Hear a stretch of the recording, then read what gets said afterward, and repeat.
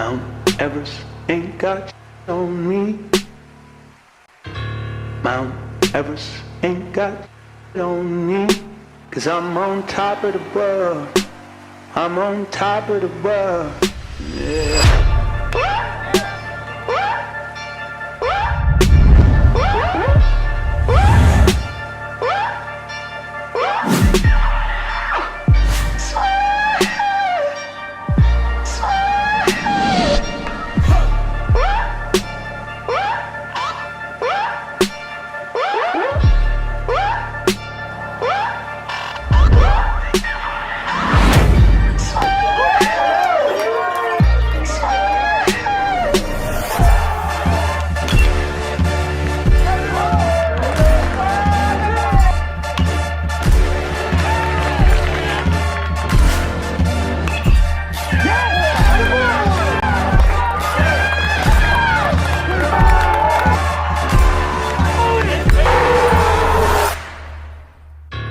Mount Everest ain't got on me.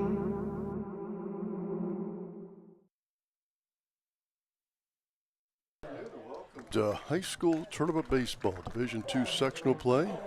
I'm Bill Tipple with former Bellefontaine standout Alex Caudill, who now plays collegiately at Lake Erie College in Paynesville, but Alex is home for the summer, so he will be our color analyst today. Also thanks to Michael Horvath from Horvath Productions and Connor Horvath helping out on today's broadcast. It's the Bellefontaine Chiefs, 13-10, taking on the Middletown Fenwick Falcons, who come out of the Greater Catholic League. And if you follow high school sports, that league is known for not only having good teams, but state championship type teams. That would be the same league. Now they have different levels, but you know, Chaminade Julienne, Kettering Alter, which just won the boys basketball title, Hamilton Baden, Cincinnati Moeller, Cincinnati St. Xavier. Those are some of the schools that come out of that conference. So very, very good conference. Alex, good afternoon. Thanks for joining us. Thanks for having me. It's my commentating debut today, so hopefully everything goes well. Oh, you'll do fine. You know baseball more than I do. You're the expert. But you know, these Chiefs, you know a lot of the players. You're only 1 year removed. We'll get to see your brother play, by the way. And we'll get to see Riley Neer, who starts for the Chiefs, Bellefontaine in their home white unis. That's white pants, white shirts, trimmed with some black and a little bit of red, those red stockings. At least that's what Neer is using. We look at the defensive lineup on our screen. Neer is the pitcher. He's also the leadoff hitter. And we go around the rest of the diamond. Jose Sandoval, a freshman, starts at shortstop. The catcher is senior Owen Larison. Carter Caudill, the third baseman, a sophomore. He'll back cleanup. Then in that fifth spot for the Chiefs is Beckham Harmon, who's a DH. The sixth spot is Liam Yoder, first baseman. Zane Tevis is the second baseman. Brody Boy will play left field. Chris Fogut in center field, and Jaden Temple in right field. First pitch of the game is high and inside by Neer. Middletown Fenwick in their red shirts, gray trousers. Swing and a miss. Pretty good fastball, I thought. I don't know if you saw much of Riley Neer pitch last year, but what are the things he does well, you think? He didn't pitch much for us last year, but Okay. I think he's going to do a good job just with him being a senior of controlling the game and throwing strikes. And Coach Hogue always preaches about throwing strikes, so I think he'll do a good job of that and trust his defense behind him. Yeah, true. 2-1 pitch on the way. That's a strike on the outside part of the plate. 2-2. I always think, as all the high school baseball I've watched, the first inning is tricky to pitch. I want to ask you about that after this pitch. That one's inside, or a little bit short of the plate and outside, so it goes full to 3-2. But you know, you're a college pitcher now. What's it like that first inning? With a game like this, I'd say the adrenaline's pumping. Everybody's kind of amped up. That ball hit off the right side. The right fielder Temple makes the catch over by the foul line. So one up, one down. But going back onto that, I'd say the juices are flowing and everything. You kind of just got to get on the mound and basically find your groove. So sometimes it takes a longer time for other people than others. It sounds like the advice is to relax, but that's probably not easy to do. Yeah, it's not always easy, but it comes with experience. And I think Riley has enough of that to help the Chiefs in this game today. Right-hander's next pitch. Hit towards third. Carter Caudill gloves it, throws across, and quickly 2 up and 2 down. Well, Carter made it look pretty easy at third, I thought. Yeah, he learned it from his older brother. That's an area where you got to be ready. They call that the hot corner. We saw in the warm-ups when Fenwick took infield on, that's something they worked on. I think that's one of the harder positions to play on the diamond, third base. Carter plays right at the cut of the infield grass. That pitch is high and away to the three-hole batter for Fenwick. Fenwick Falcons had about an hour and a half bus trip here. Got here plenty early, and here we're starting this game just right at 5 o'clock. Next pitch goes to 2-0. 2 outs, nobody on in a scoreless game in the top of the first. That ball's fouled off right by the first base coaching box. 2-1 count. You know, this is a team that's quite a ways away. I don't know how much scouting goes into this, but would the pitcher know specifically what to throw to each batter, or it doesn't go like that? It doesn't work like that so much. I think you can always look online, the online websites, they give you stats, but honestly, with us not knowing much about them, it kind of goes into just feeling. That ball hit high in the air to right center. Fogan coming in, still coming in and makes the catch. Yet, as high as it was deep, it hung up in the air for a long time. Pretty easy catch for Chris Fogan, and Middletown Fenwick goes 3 up, 3 down in the sectional baseball second round. The Chiefs coming to bat after this in a scoreless game.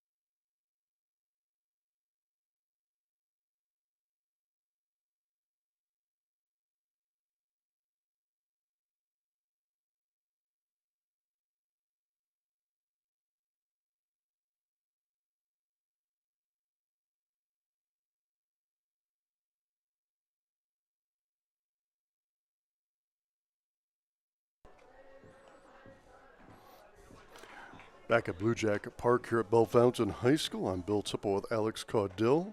This game being streamed for free on YouTube. Horvath Productions with the coverage today. We look at the Middletown Fenwick defensive lineup, and also gives you their batting order.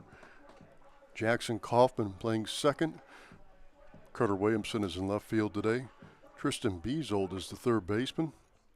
Nathan Bachman at first. Abram Grandstaff as the pitcher. Ty Miller playing right field. Ben Norton is the shortstop. Nick Bachman is the catcher, and Hudson Creek is the center fielder.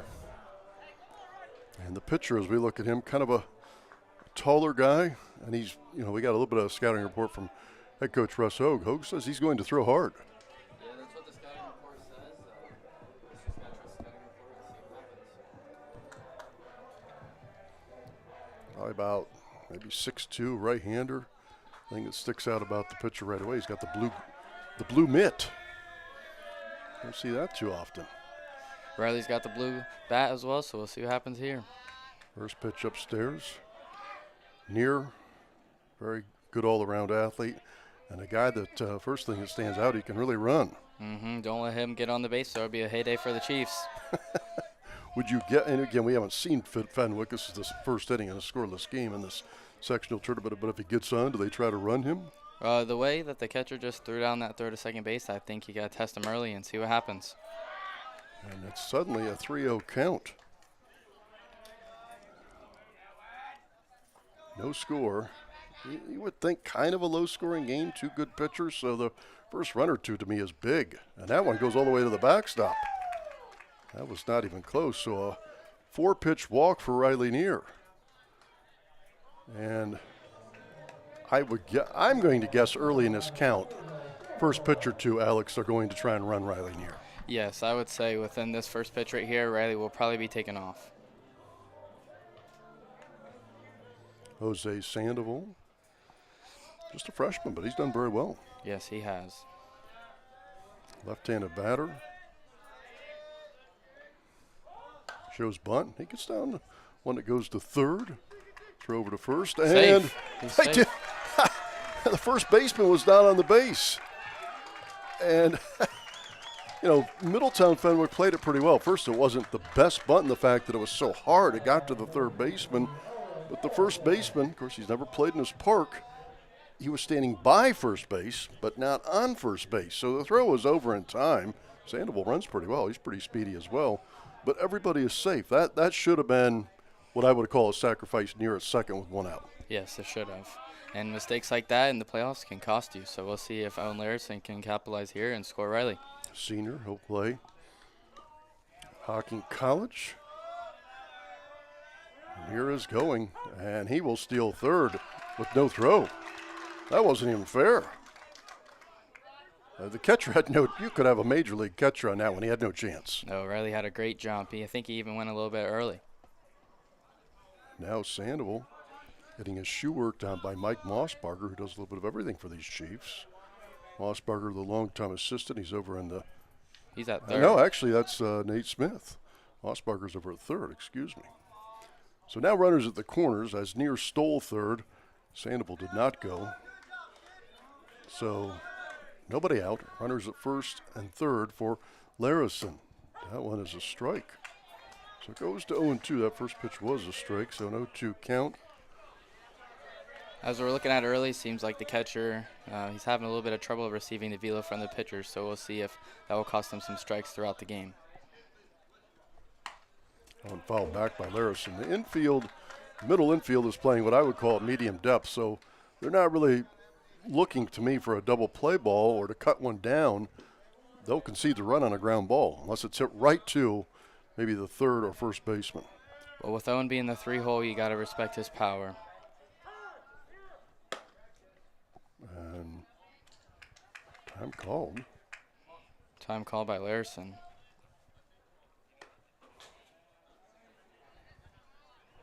No score. Fenwick trying to work out of a jam here. That one's inside.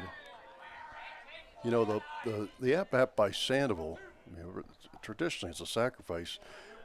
But do you score that, Alex, in your mind, do you score that as an error on the first baseman, or is that an infield single? Well, the Chiefs scoreboard says a hit, so I'll go with the hit. Ball's up high, so it goes to 2-2. Well, I'm going to be a little more difficult. I think it's an error on the first baseman. Yes, it probably is an error.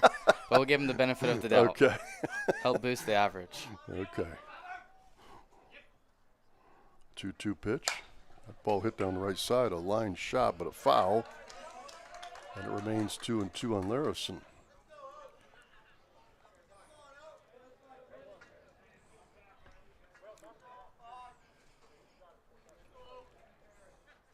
Will be followed by Carter Caudill, the sophomore. Sandoval with a fairly short lead. That ball hit towards third. Oh, Riley's got to get down. Yeah, try to get him home, and he's out. Close play. It's a close play. He might have got under it, but the ball beat him there, and that's what the umpire saw. Yeah. I don't know if we have a replay today. We do not. And I think that's how most umpires called it. But, again, I said a few pitches ago, unless it's hit hard to third or first, I think that Fenwick was giving up a run, but they cut down the lead runner. Now runners at first and second with one out. If you're the runner, though, are you just going on contact there, or do you wait to see if it goes through?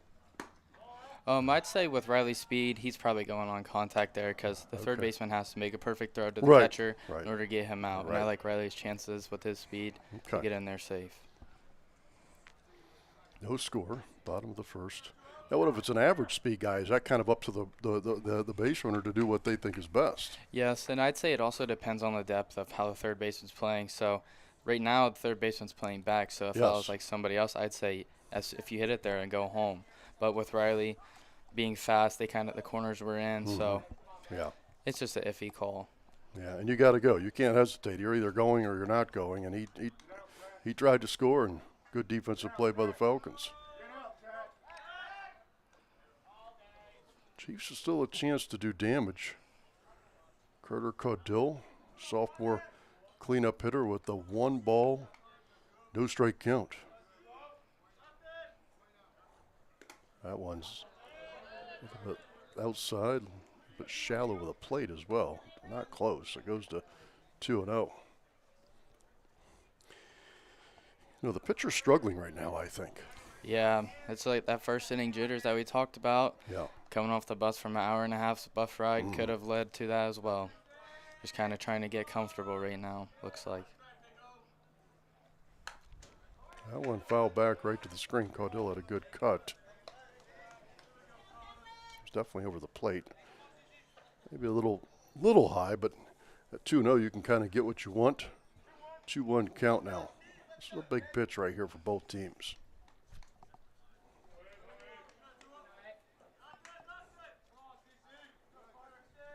That one popped up. Infield fly. Well, you would Home think. plate umpire called it. Okay. Yeah. That one was hit a mile up in the air. So Caudill pops up to the third baseman.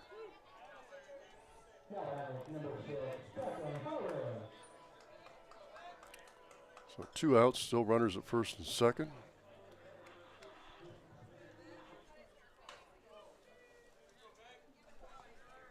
Batter for the Chiefs is Beckham Harmon, sophomore. He's DHing for first baseman Liam Yoder today. Beckham is a right-handed batter.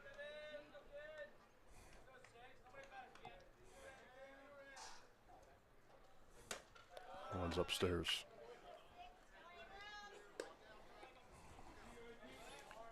The pitcher for Fenwick's kind of has been a little erratic with control. I would make him throw some pitches right here. Yeah, I would too. Just try to work the pitch count early because he's a pitcher that throws hard. And I'd say that the Chiefs haven't really faced a ton of guys that have thrown like that. Yeah, so some guys may struggle more than others. But if they work the counts like they have been and making him throw more pitches, he should only last a couple innings. Mm-hmm. Abram Grandstaff, the pitcher.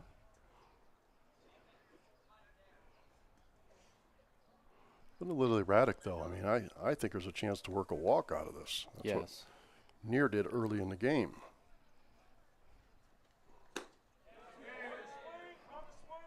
Yeah, swinging strike on Harmon. He tried to hold up, he couldn't. And he really helped out Grandstaff because if Beckham doesn't swing, it's 2-0. Yep. That's always a count as a pitcher you're kind of dreading. True. But now it's 1-1. Chiefs need a base hit. I wonder if they maybe said Sandoval. He can run. Oof. There's a strike. Good pitch. Right down the middle. Yeah. Now he's got to fight. See if he can squeeze one in for the Chiefs here. Maybe Sandoval might be taking off on this one. Yeah, you like a 1-2 count to run on? Possibly. I mean, Beckham, 4-hole or 5-hole? 5. 5-hole. He might get some off speed here. It wouldn't be a bad pitch to run on. Yeah, I'd try to run him. Nope. That one's upstairs. 2-2.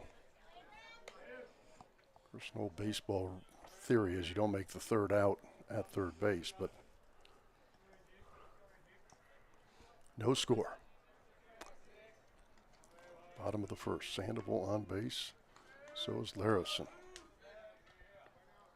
That one fouled back over the screen, out of play.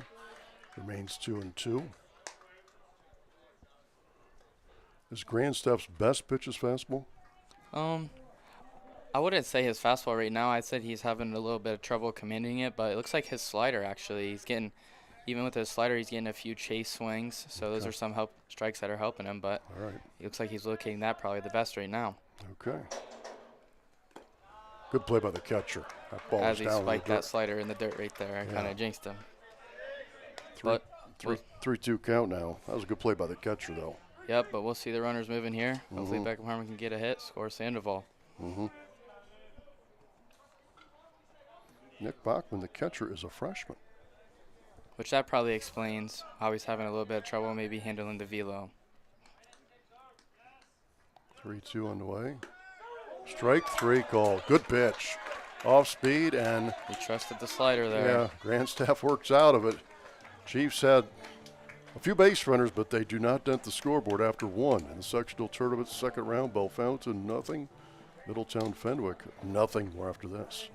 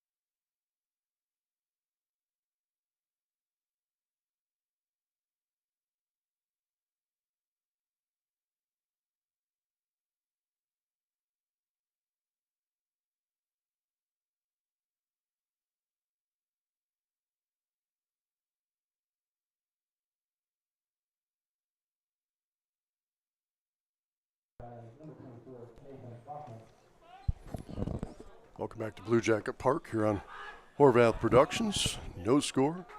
We go to the top of the second. Riley Neer pitching for the Chiefs here in the sectional tournament. Pitch upstairs. Ball one with Alex Caudill on Bill Tipple, and it's scoreless. We go to the top of the second between Middletown Fenwick and Bellefontaine. That one's upstairs as well. 2-0 count. Alex, what's the biggest difference from being a high school baseball player to college? I would say that college baseball.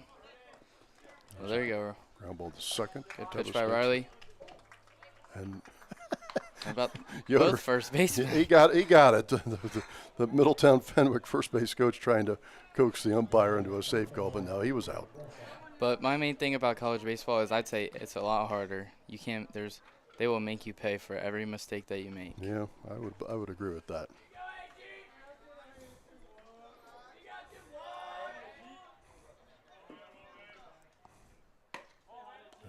Pitch from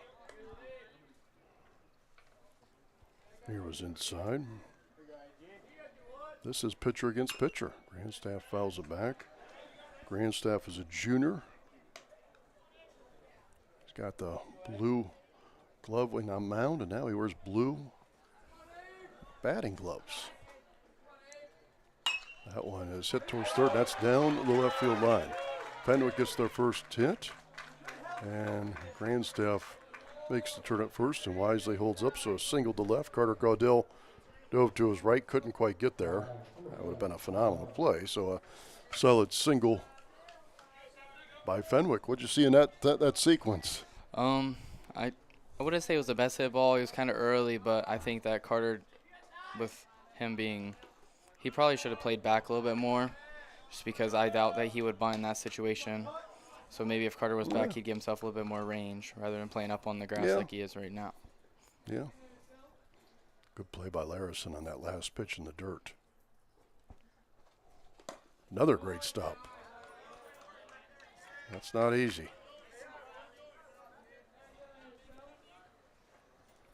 2-0 count. One on, one out. And here needs to throw a strike right here.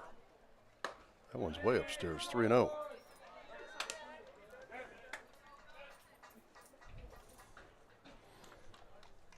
Thanks to Matt Comstock for hosting us today. Pretty good crowd here. It's right behind home plate.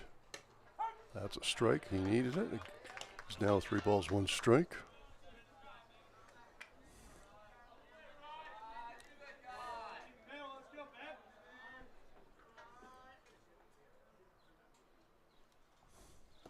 down low. And a walk. Runners now at first and second with one out. And Russ Hogue is going to take time and come out and talk to his pitcher. Now, I'm sure you've been in this situation throughout your career. 2 on, 1 out, scoreless game, top of the second in the sectional. What is the coach talking to Neer and the rest of the infielders about? I would say Coach Hogue would probably just be telling Riley to just stay calm, throw strikes like he has been, and trust his fielders. And he'd probably just tell the fielders that get a double play right here or just at least get an out. Yeah, you got to get an out. And you got to throw, which sounds simple, but you got to throw strikes. Yeah, Coach Hogue's not, he doesn't try to say too much, kind of just gets straight to the point and tells the guys, like, let's go, make a play here. Yeah, and the way I look at that, too, is it's kind of a momentum break. It's not just for the pitcher, it's for your whole defense. Fenwick had the momentum. They're still scoreless, but you just kind of, almost like a timeout in basketball or football.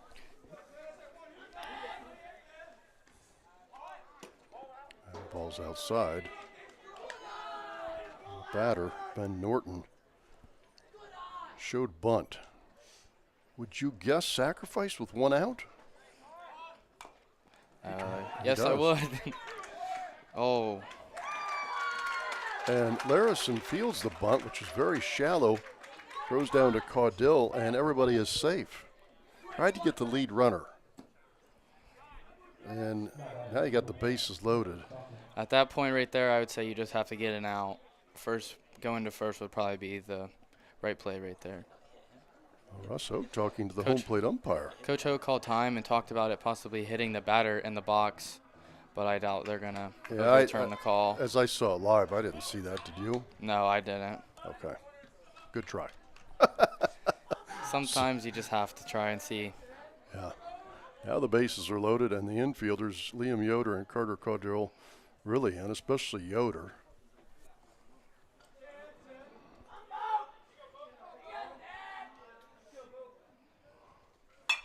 That ball popped up. Neer calls for it. Well, now Larison makes the play because it's right by home plate. So that's a huge out. Yeah, huge. Missed opportunity by number 1 right there.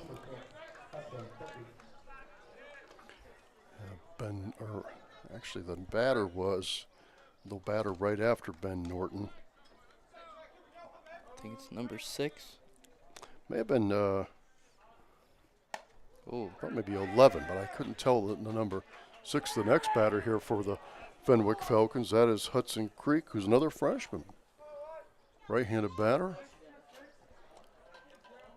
But that pop up to the catcher now makes it 2 outs with the bases loaded. That one fouled back.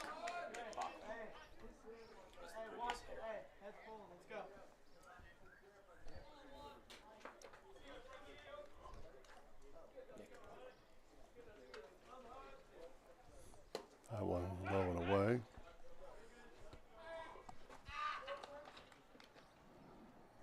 Again, a real big moment in this game, Alex. Chiefs need to get this 3rd out. Infield back at normal depth. Bases loaded, 2 outs. That one's way upstairs. It goes to 3-1. And now Neer has to throw a strike. Now as the batter, do you just take all the way here? Or if it's good, you swing? If it's your pitcher like, I say you got to swing at it. It's a big moment here, but it's a ball. He draws a walk. Yeah, not even close. It was low. Looks like the Chiefs are starting to maybe send somebody down to the bullpen and get them ready. Well, this is tournament baseball. You're probably not going to see, doubles and triples and just hit the ball, but you got to take advantage of your opportunities. In this inning, 2 walks, and Fenwick delivers a run. That one popped up.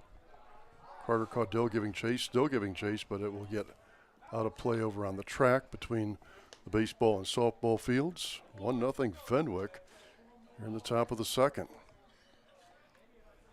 Chiefs do have some activity in the bullpen. Not sure who's warming up. I think the Chiefs are warming up both Spencer Stolley and Alex Crable. Good stop by Larison right there.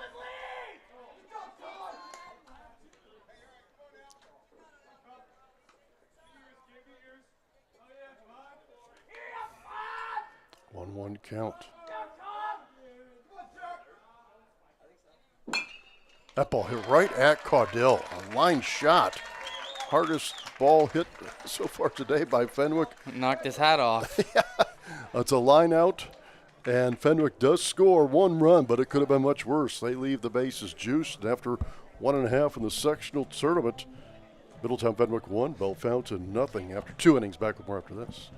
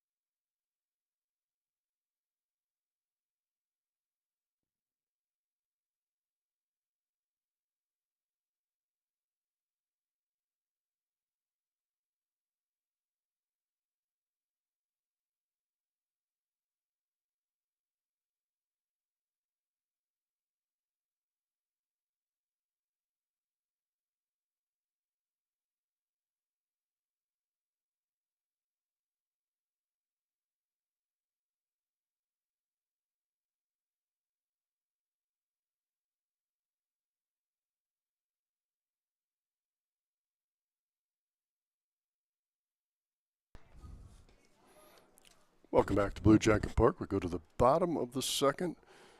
Sectional tournament second round, Division II baseball. Middletown Fenwick leading the Bellefontaine Chiefs 1-0. And senior Zane Tevis, the left-handed batter, against the right-hander for the Fenwick Falcons. Pitcher today for Fenwick is Abram Grandstaff, a junior. That pitch was a ball. Didn't miss by much.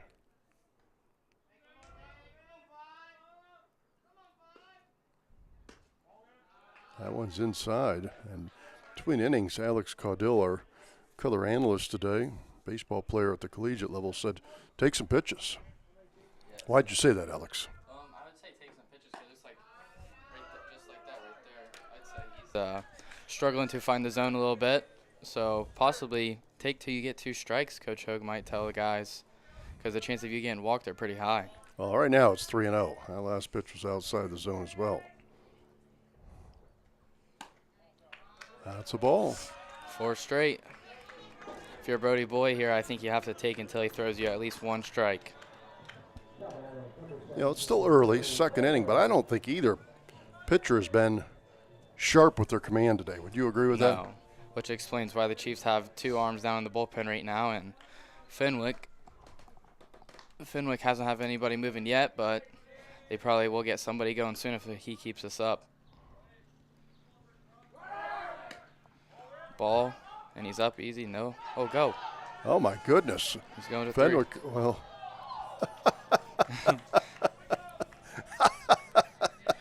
Good play by the center fielder that time for the Falcons. Coming in and charging on the ball was Hudson Creek, the freshman. But boy showed sacrifice, showed bunt. It was low. And then the catcher threw it over to second base, but nobody was covering. That could have been a real. If Creek's not, really wary of what's going on out there, that could have been a big deal.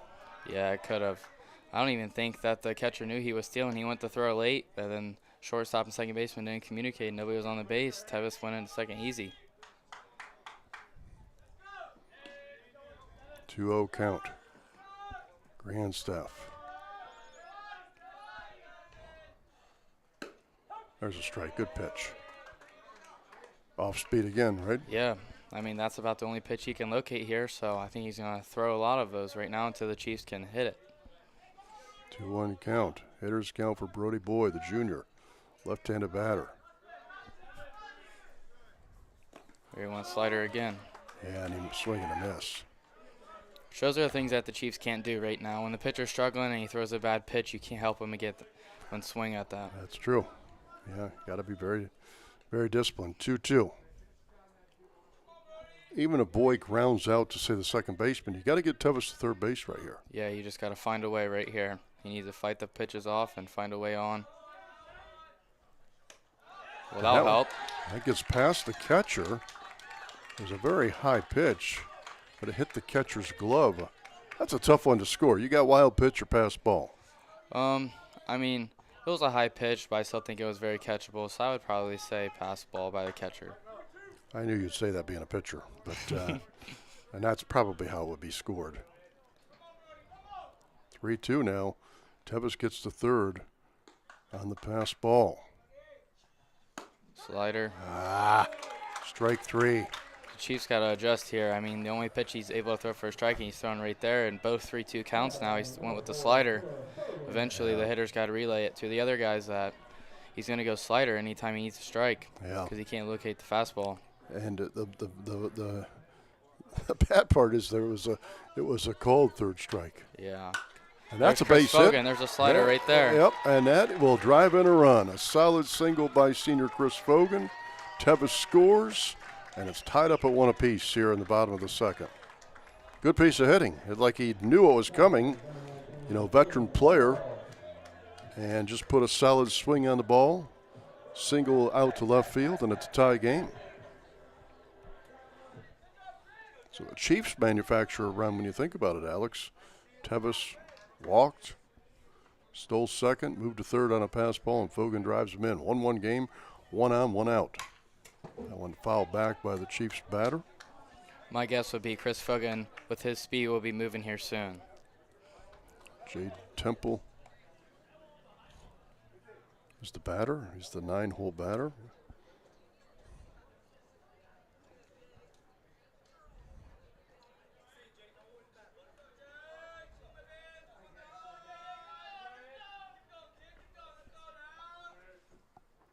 Grandstaff pitching from the stretch right now, the right-hander. Time called by the home plate umpire. Temple is ready. 0-1 pitch up high. A good job by the Fenwick pitcher here, changing up his timing so Fogan can't get a real good jump. Yeah, that's a good point by you. Now he's pitching from the stretch right now, too, as they are holding Fogan. There's chances to run, though, in this game. There's that off-speed pitch for a cold strike. Goes to 1-2. My guess would be if it's a fastball right here, you just got to let it go. My guess would be you'd probably be trying to throw a slider right here, get you to chase it, or called strike 3. Got to be ready. Got to be ready for the off-speed pitch. 1-1 game, bottom of the second. There's a slider Swing right and a there. miss. Struck him out. Here comes Riley Neer. Second time through the lineup now for the Chiefs. Hopefully, after the first time and the hitters relay to each other, Neer will be able to adjust to the off-speed and hit the slider for a base hit for the Chiefs. No wind today. Beautiful day for a baseball game. Game time temp was around 74. That one's outside, 1-0. Here at Blue Jacket, 325. You hit it out down the lines. Straightaway center's 360. The deepest part of the park is up the alley on left center at 365, and right center is 360 as well. 1-0 count on Neer. That one fouled off the right side. He waited on it just a little bit too long. That slider a hard pitch to hit if you were a hitter? Yes, and it seems like the pitcher here for Fenwick, he's throwing it pretty hard, so it's good with his fastball, and as well as he can throw it straight at the batter to a righty, and it looks like it's going to hit you, and then it's right down the middle the next second. Yeah. And here puts the bat on the ball over to third. He might beat it out. Only play is the first, and they got him. Just in time. And that is the final out of the inning. It was close. Chiefs still get a run on an RBI single by Chris Fogan, and after 2 in the sectional tournament, Bellefontaine 1, Middletown Fenwick 1. Back with more after this.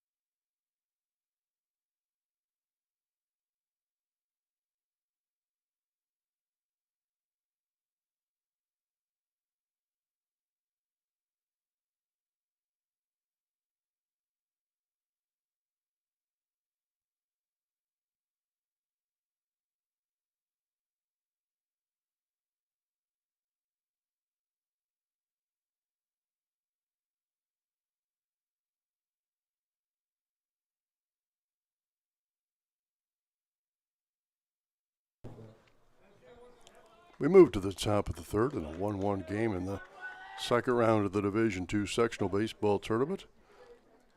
I'm Bill Tipple with Alex Caudill. Riley Neer's first pitch this inning is a called strike. Pretty good fastball. Each team has 2 hits. Each team has a run. Ball up high, 1-1 count.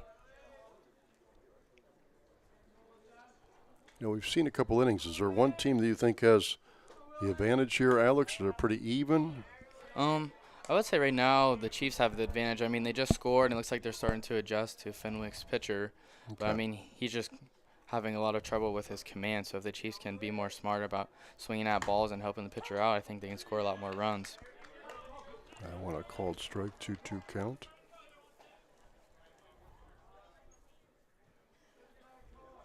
Chiefs have not played in 6 days. That ball hit towards short. Sandoval gloves it. Oh, nice play. Throw to first. In time. Out. Good stretch by Liam Yoder, too. That's good teamwork. Sandoval is slick at shortstop. His throw was a little bit low. Yoder, who's a lanky first baseman, stretches out, makes the play. And anytime you get that lead batter, you got something cooking defensively. If I was Sandoval there, I'd be mad at Carter. He should have came over and got that. That's his ball all day. Sandoval had to go all the way in the hole and make that play. I wasn't going to say it, but you gotta charge hard to your glove hand side, right? Yeah, you gotta help the shortstop up as much as you can. That ball hit up the alley in left center. That ball's hit pretty well, and see if they can cut him down. He missed the tag and he dropped the ball. Double, a 1-out double for the Fenwick Falcons. Tristan Beasold, the batter, showed some good speed. Up the alley in left center. Fogan picked it up from center field, threw to the relay man Sandoval, who then threw to Tevis. If they handle the throws, which the relay throw from Sandoval to Tevis I thought was fine, but if they handle that, is he safe or out? Well, I mean, Chris Fogan has a strong enough arm. He should have just threw it to second base the whole time, and Sandoval should have let it go through, and I think he would have been out. Right. Yeah. That ball was smoked, though. I guess a good play by Larison again. Larison's impressed me. He's made some good plays behind the plate, I think. Yeah, he's been a good catcher for the Chiefs. 2-0 count, though. The Fenwick batter that got the double, though, he didn't hesitate, Alex. No, he was thinking 2 out of the box. That ball is hit high in the air to center. Fogan drifts a little bit to his right, makes the catch. The runner cannot advance, and 2 down.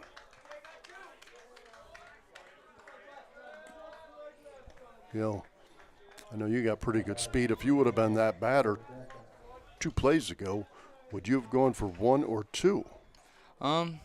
I mean, I probably would have went for 2, but since we know Chris personally, I think 1 would have been the safer option there.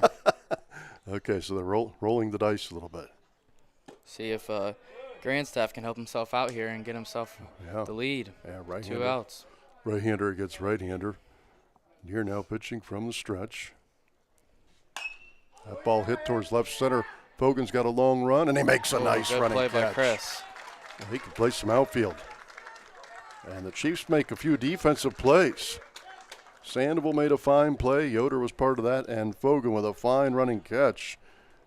Fenwick gets a double, but they cannot score that base runner. And after 2.5 in the sectional second round, we're tied up at 1 between the Fenwick Falcons and the Bellefontaine Chiefs. More after this.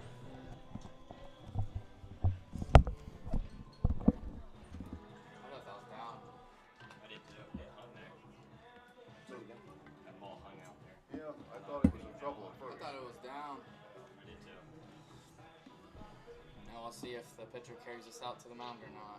A little frustration. You will really be watching Game Changer right now? 12 people watching. People actually watch that.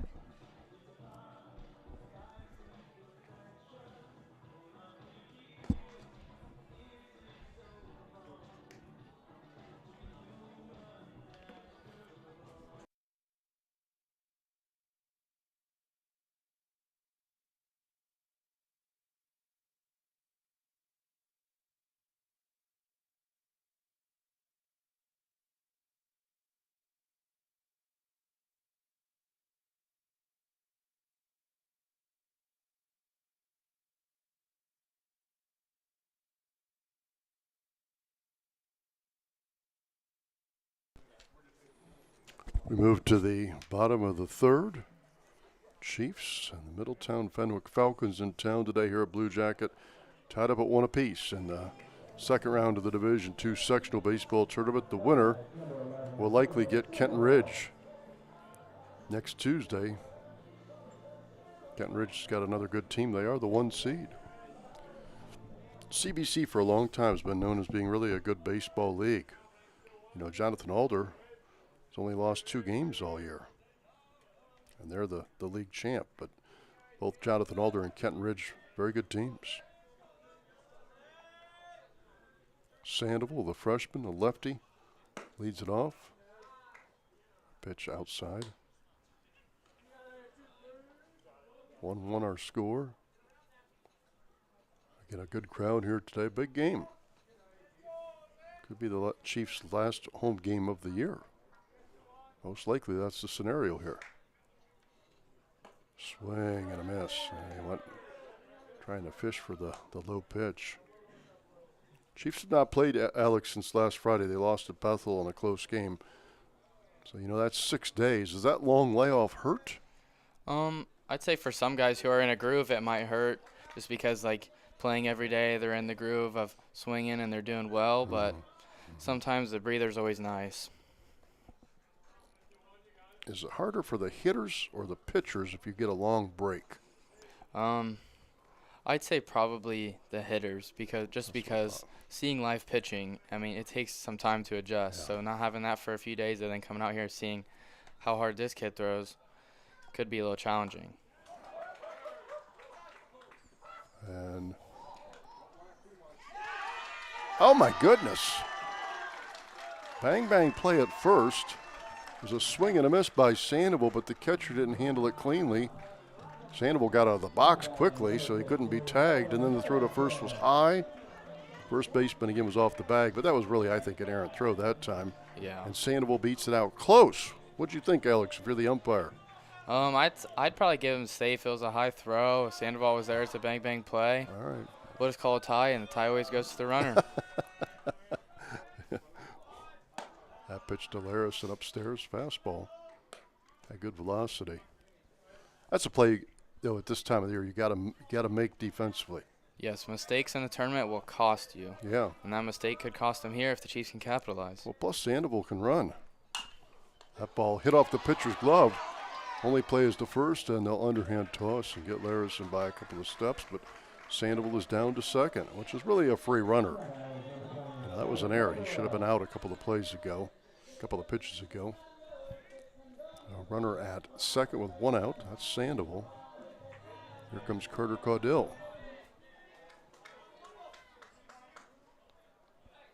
One thing Carter's known for, a couple things he's known for. I know him personally. He plays hard, and he's a strong young man. Oh, that ball's low. And Sandoval easily takes third base on what I will call a wild pitch. See if Carter can get him in here, give the Chiefs the lead. Okay, a little strategy here. I was waiting for this kind of scenario to ask you. You got 1 out, runner at third, 1-1 game here in the bottom of the third.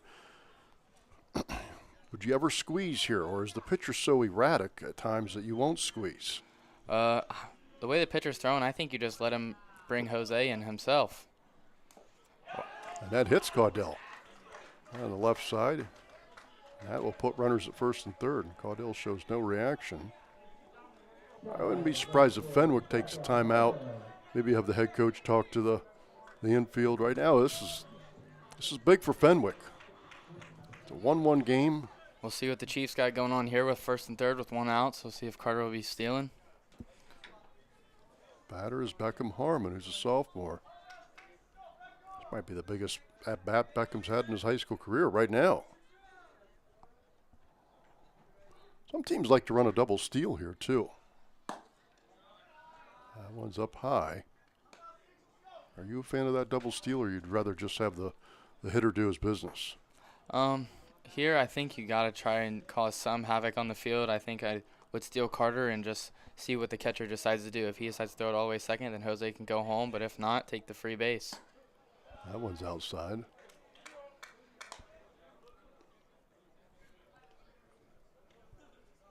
One game. Bottom of the third. Time called by Beckham Harmon. Alex, you a big pro baseball fan? I like to watch the Guardians. I don't watch too much other baseball during the postseason of other teams, but I like to tap into the Guardians every now and then. That's a cold strike. Yeah, that was a little low, I thought, but. Yeah. But I think the umpires have done a nice job, but that one I thought was ball. 2-1 count. That ball hit towards second. That should score a run. Got to beat it out. He will. Throw to first. In time. Or not in time, rather. Close. Fenwick did a good job trying to turn two. A run scores on the RBI ground out, that time by Harmon. Hit it to second. Good throw over to short. Relay back to first just barely. Not in time. It was bang, bang. What'd you think? I mean, I probably couldn't make that call myself if I was in that position. But he was safe. That's all that matters. And now the Chiefs are ahead.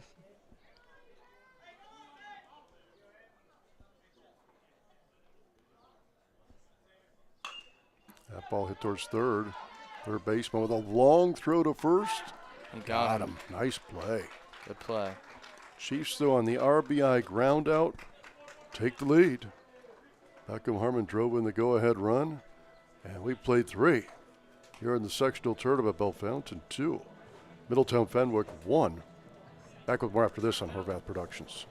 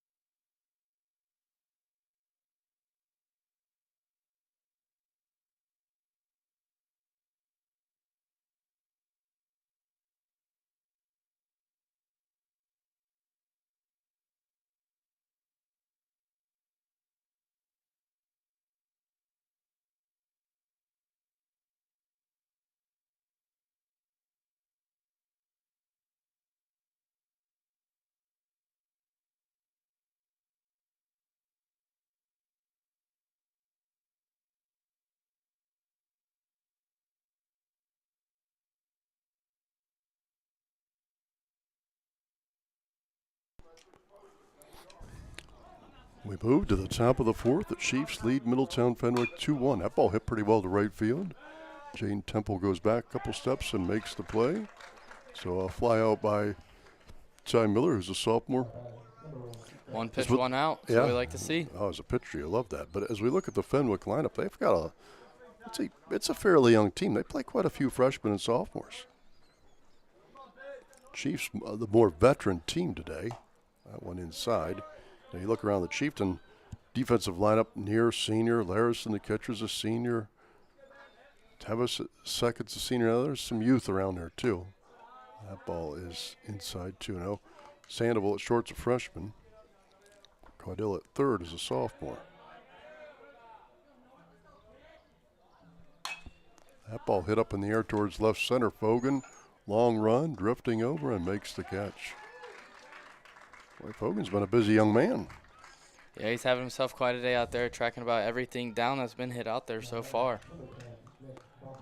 Now, if Neer is not pitching, is Neer usually the center fielder? Yes. And then Chris goes to left? Yeah, I think Chris goes to left. Okay. Yeah, that's what I figured. That's a couple speedsters. 2 outs. Now, Fenwick is starting to hit the ball a little bit more here. But what I like is Neer is throwing it right over the plate. You got to throw strikes. Yeah, he's kind of just throwing strikes, letting his defense work behind him, and that's all he can ask for. That one's upstairs. In the top of the fourth. Pretty fast-moving game here.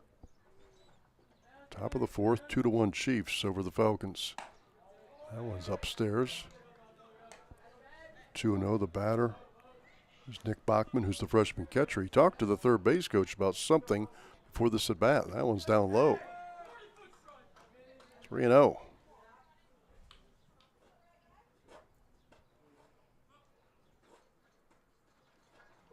And the home plate umpire walks the ball out to the pitcher near. That's customer service right there. Yeah, I think that one caught Larson on the leg. Oh, a little gamesmanship by the home plate ump. There's a strike.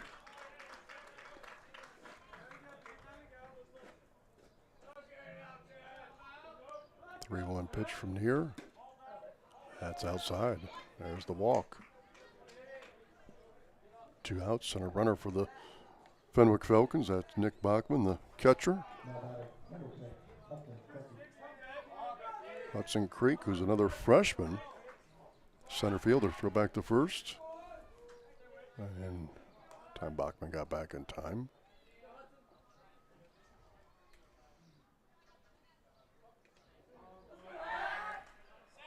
And he's safe again. 2 outs. Would you guess Fenwick's trying to run here?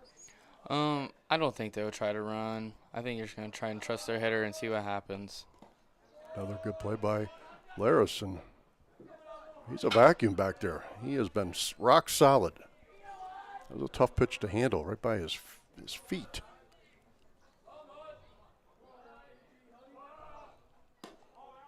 That's another ball. So near.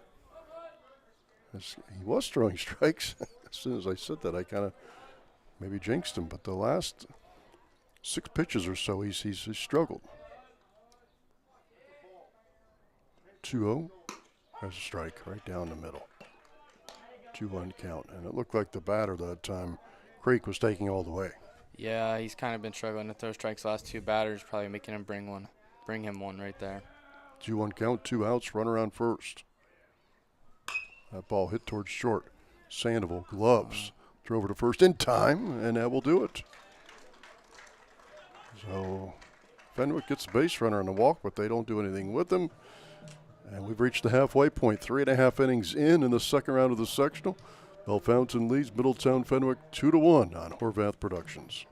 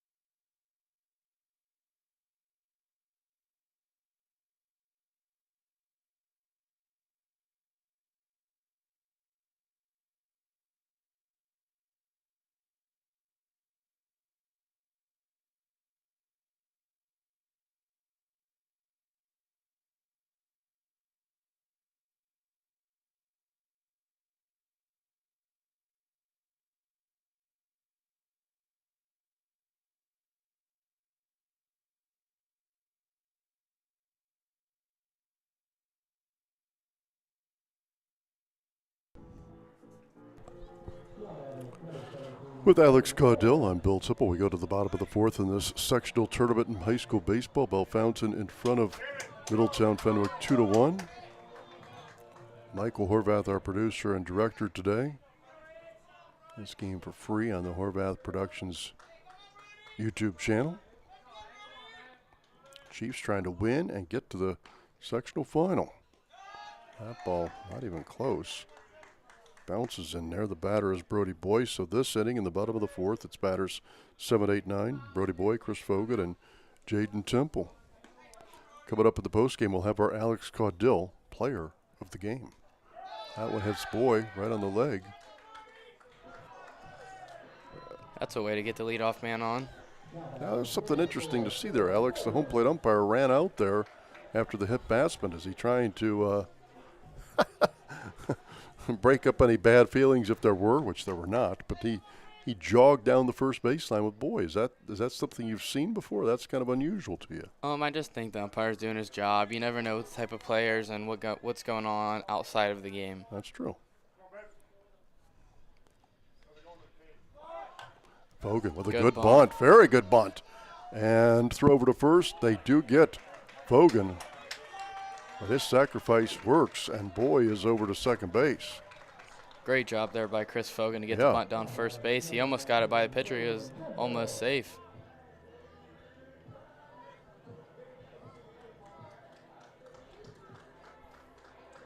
Now the batter is Jaden Temple.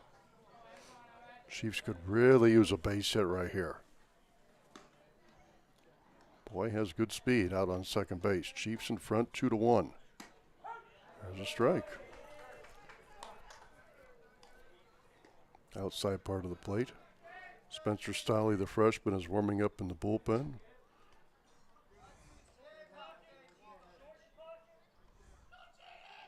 Grandstaff. That one outside, not really close, and it goes to a 1-1 count. 1 out, 1 on. Chiefs in front 2-1 in the bottom of the fourth.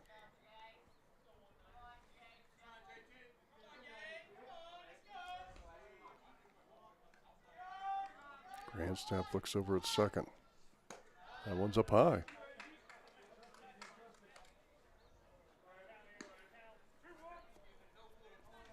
If you're Temple right here, you got to be sitting dead right on a fastball, be ready to smash it. Yeah, 2-1. This is a hitter's count. I'd be selective though. I don't want. Oh, there's the pickoff attempt, but Boy heady. Got back to second easily. As a college pitcher, do you throw back to the base much? Well, in college, you only get one pickoff if you do not throw it. So, I don't try to use it that much. Okay. That one's outside. Is that to speed up the game? Yeah. Okay.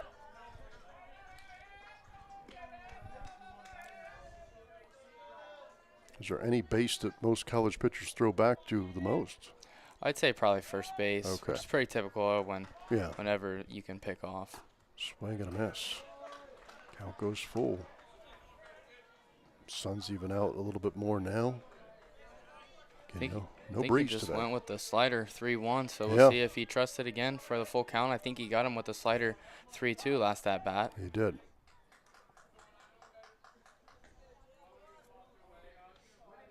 Big hole between the third baseman and the shortstop. Now the shortstop goes back more to a normal position. There's strike 3 again, looking. Wow. Grandstaff has made some big pitches today and gets a punch out, second out of the bottom of the fourth.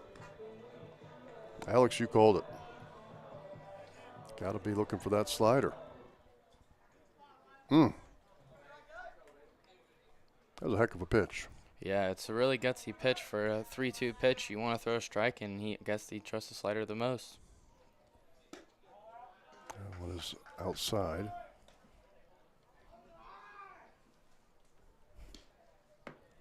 I would guess the Grandstaff's pitch count is about 70 right now. Yeah, it's getting up there.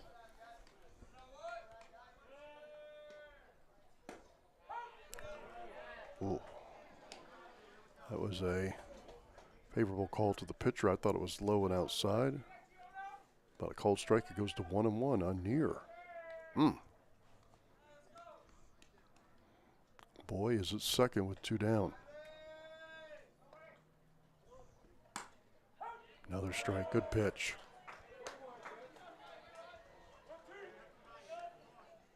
I think Grandstaff's throwing better right now than any part of the game.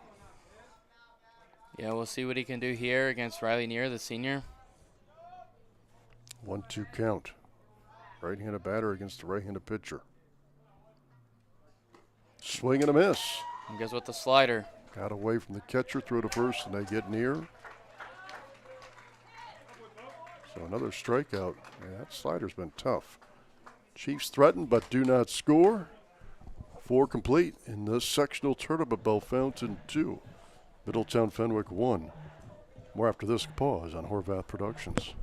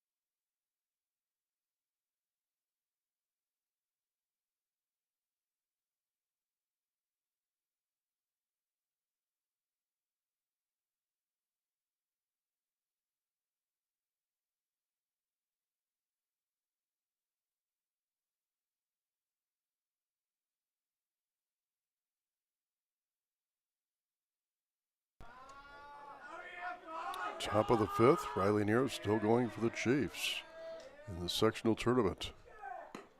There's a strike. Cold strike. With Alex Caudill, I'm Bill Tipple here on Horvath Productions. Chiefs lead Middletown Fenwick 2-1. That one fouled back. Quickly an 0-2 count. Is there any time in the game as a pitcher that you find your groove where that kind of varies day by day? I'd say it kind of just depends on how you're doing that day. And that ball hit on a line to Sandoval, who makes the play. Not a bad piece of hitting. It was 0-2. He still got a line out that time. Yeah, it was kind of a too good pitch, as you would call it, by Riley Neer right there, and could have costed the Chiefs right there. Yeah, when it's 0-2, maybe you don't want to be right over the plate. 1 up, 1 down.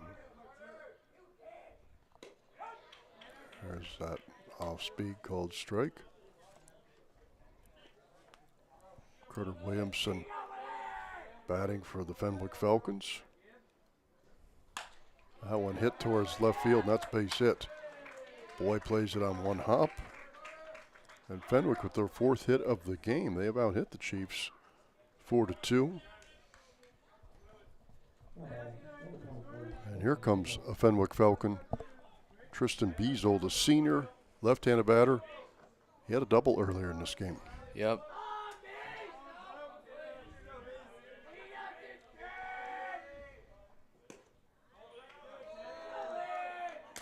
On a ball on the off-speed pitch. 1 out, 1 on. Would you dare run Williamson right here? I don't know. Ooh! He almost got him. Oh. He had him.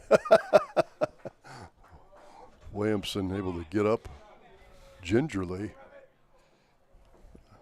I'd say with Beazold hitting the double last time, I think you'd have to take your chances of him possibly getting a hit again and just not run and let him do the work at the plate.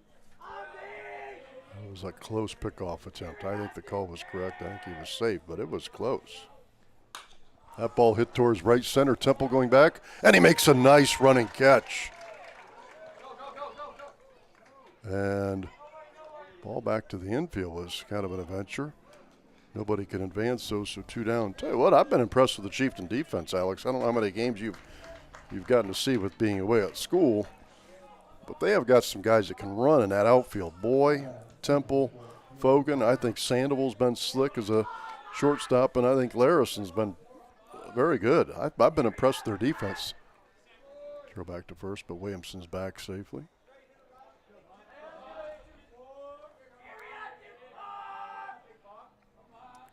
2 outs. And here really working that pickoff attempt. 2 outs with 1 on first. I would just get this batter here. Low pitch. Larison scoops it. Nathan Bachman, a senior, right-handed batter. The last batter, though, Beasold, he's hit the ball well. Time call. Maybe I think they called a balk. Balk.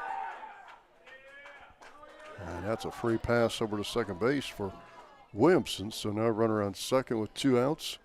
The Fenwick dugout right below us. This is as lively as I've heard them all day. 2-1, the Chiefs lead it, top of the 5th. Oh. Larison tried to frame it, but did not get the call. It's 2-0.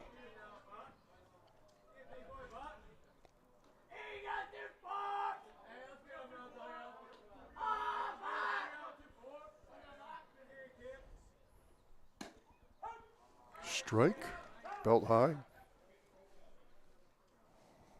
Called strike. It's now 2-1, and Larison immediately goes out to talk to Neer. Now you've been through this. What's this all about? I think possibly it's about changing up the signs. Possibly the kid on second base might be relaying the signs to the hitter. So I think Owen just went out there to either change it or talk to him about what sign to go off of. Oh, that's a very heady catcher right there. 2-1 count. Fastball low, 3-1.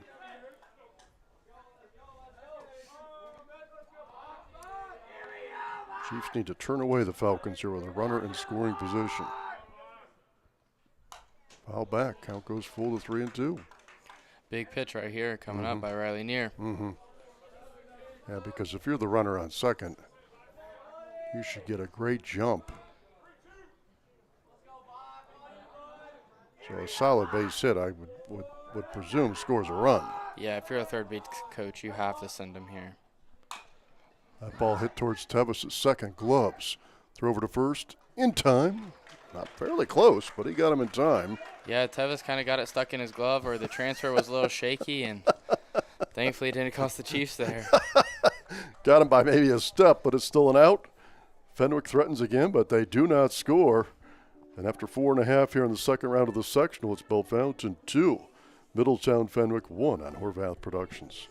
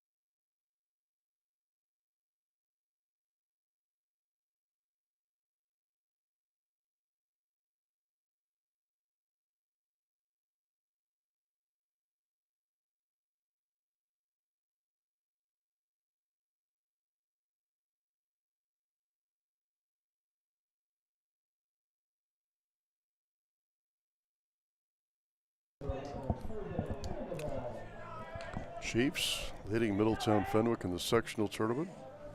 The winner goes off to the sectional final next Tuesday, most likely against Kenton Ridge, the 1 seed. Here, the Chiefs lead Middletown Fenwick 2-1 as we go to the bottom of the 5th. Grandstaff, the hard-throwing right-hander, still out there for the Falcons. Good pitch, called strike.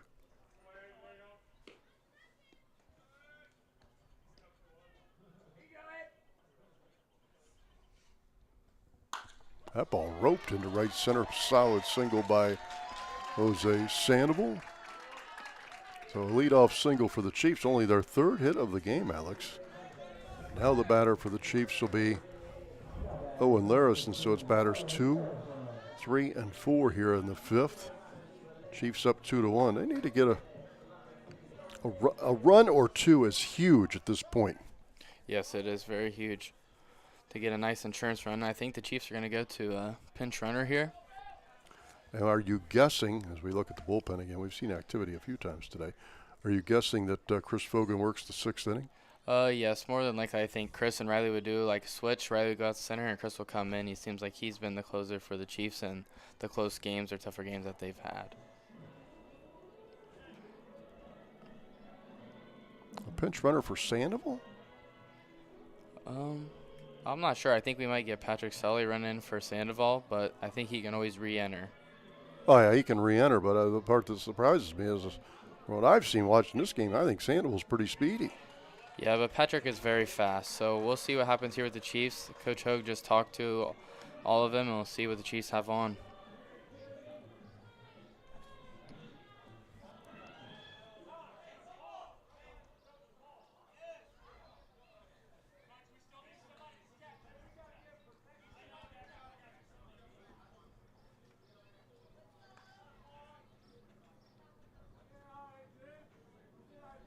So, Larison ready. Stolle with an average lead at first. They are holding him. Larison shows bunt, pulls it back. Hits the ball. Yeah, the catcher didn't do a good job of receiving that one and kind of dropped the glove down. Yeah, it was Probably close. would have been a strike if he caught it well. Yeah, it was close. Larison with a dandy of a bunt, and it rolls foul. Good choice by the third baseman there. Beasold, who's one of their better players, let it go foul. Little strategy here, Alex. 1 on, nobody out. 5th inning, Chiefs up 2-1 over Middletown Fenwick. Do you try to, as Baseball 101 say, get the runner to second with a sacrifice bunt? Looks like Coach Hogue has already made that decision for us, and I think he's going to try and go do it again right here. That's a ball. Good choice by Owen right there. He's a smart player. You can tell he plays a lot of baseball.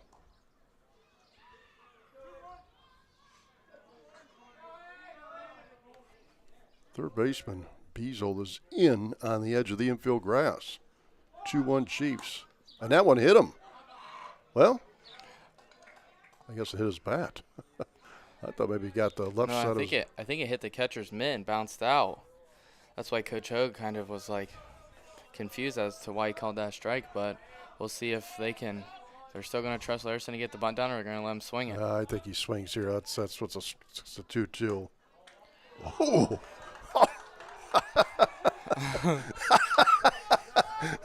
Well, sometimes you get a break. That was a slider. I thought it was going to be called third strike. Umpire's just trying to get the fans into the game, I guess, in the 5th inning. Hasn't been much action. It was close. 3-2 count. Swing and a miss. Still got the strikeout. That was probably ball 4 right there. Yeah. But when you're Larison, you got to just try to put the ball in play and move a runner over. We'll see what Carter can do right here. I think your dad usually sits in left field. Yeah, he doesn't like to be too close. He usually kind of just likes to play it low-key, I guess, and just chill out there. Well, maybe Carter can hit one out to your dad. Fair territory, see. though. Yeah, we'll see. There's a strike.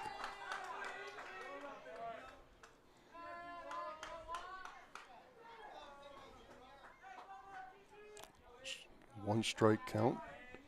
It's Patrick Stolle, the pinch runner at first. Chiefs up 2-1.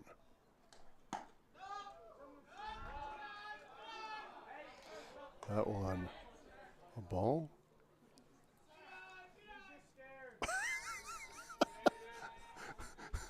think the home plate umpire was seeing if it hit Carter Caudell. Yeah, Carter kind of touched his earpiece of his helmet. I'm not sure if it got close to that, and the umpire was just making sure he was all right, but who knows? That's a good pitch there by the Fenwick pitcher after almost ear-holing Carter and throw a slider in the same tunnel right at him. And you're right, to a right-handed batter, that's a wicked pitch because it does look like it's coming right at your waist. And then it moves back over the plate. So 1-2 count on Carter Caudell. And that one gets past the catcher, and Patrick Stolle will make his way down to second easily. That's a wild pitch, I think. Yeah, that probably was. I don't think that was a very good pitching choice by the pitcher right there. He should have just went back to the slider that he threw the pitch before right at Carter. Is his slider so good that if he just throws it all the time, it still would be tough to hit? I think, yes, it'd still be tough to hit just because it looks like it's coming at you and it's breaking down the middle, and the guys haven't really adjusted well to it throughout the game. There's a base hit.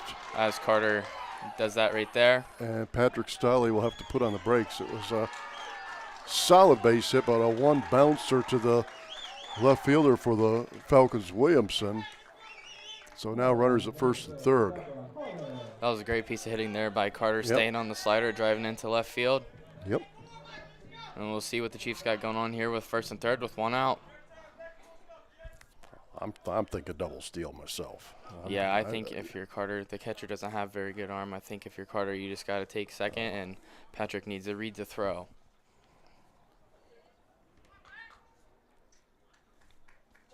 Another big spot for the sophomore DH, Beckham Harmon. Yeah, it's about his second big spot right here. We'll see what he can do. 2-1 Chiefs in front. Called strike.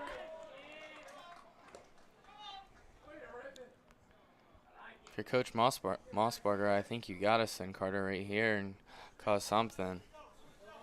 Don't want to wait too long. Caudell with an average lead. They are holding him. One out, or a couple on, one out. There's another strike.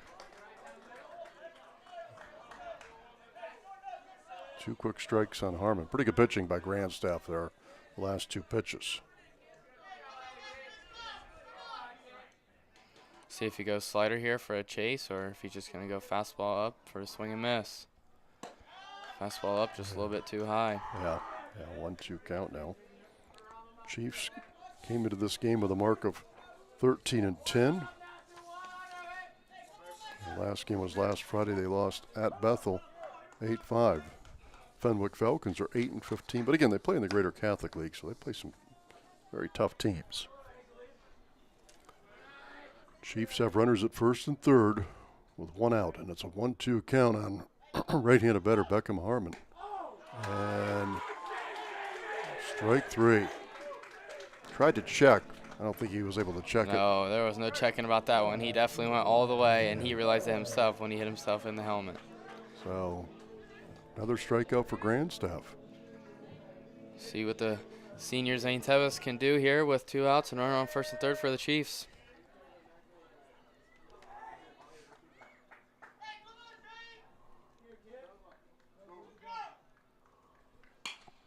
That one hit over by the third base box, foul.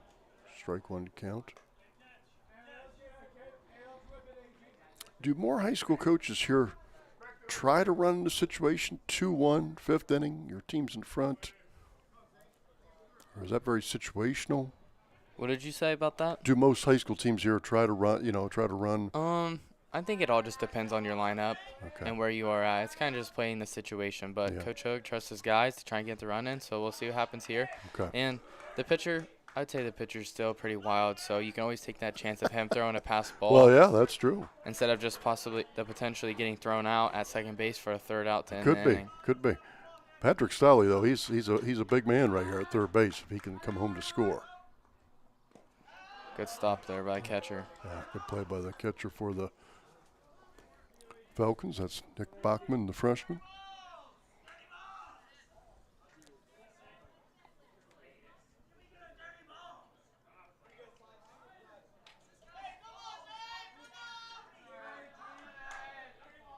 Two-one count.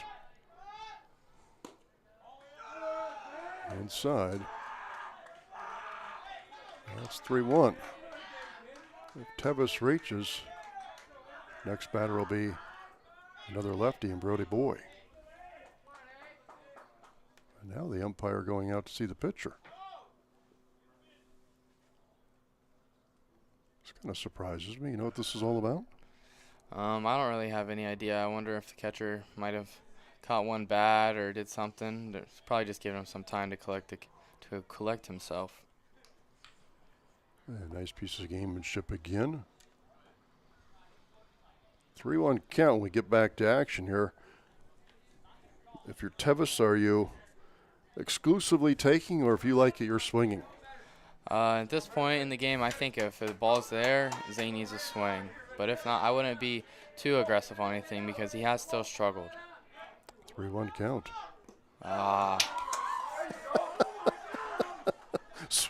Swing and a miss. It goes to 3-2, and Alex's frustration was that was going to be a ball. Yes, that was a ball 4 all day, but I guess Carter will be moving here, so if Zane gets a base hit here, Carter might get on the third and score a run for the Chiefs.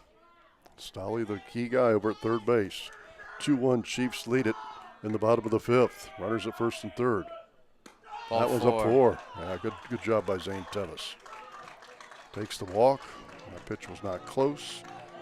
Now the bases are juiced. I would expect maybe a break by the Middletown Fenwick coach. Here he comes.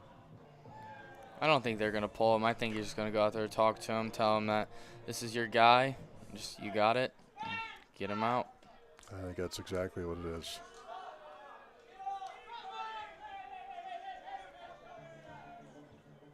Grand staff being talked to by the head coach.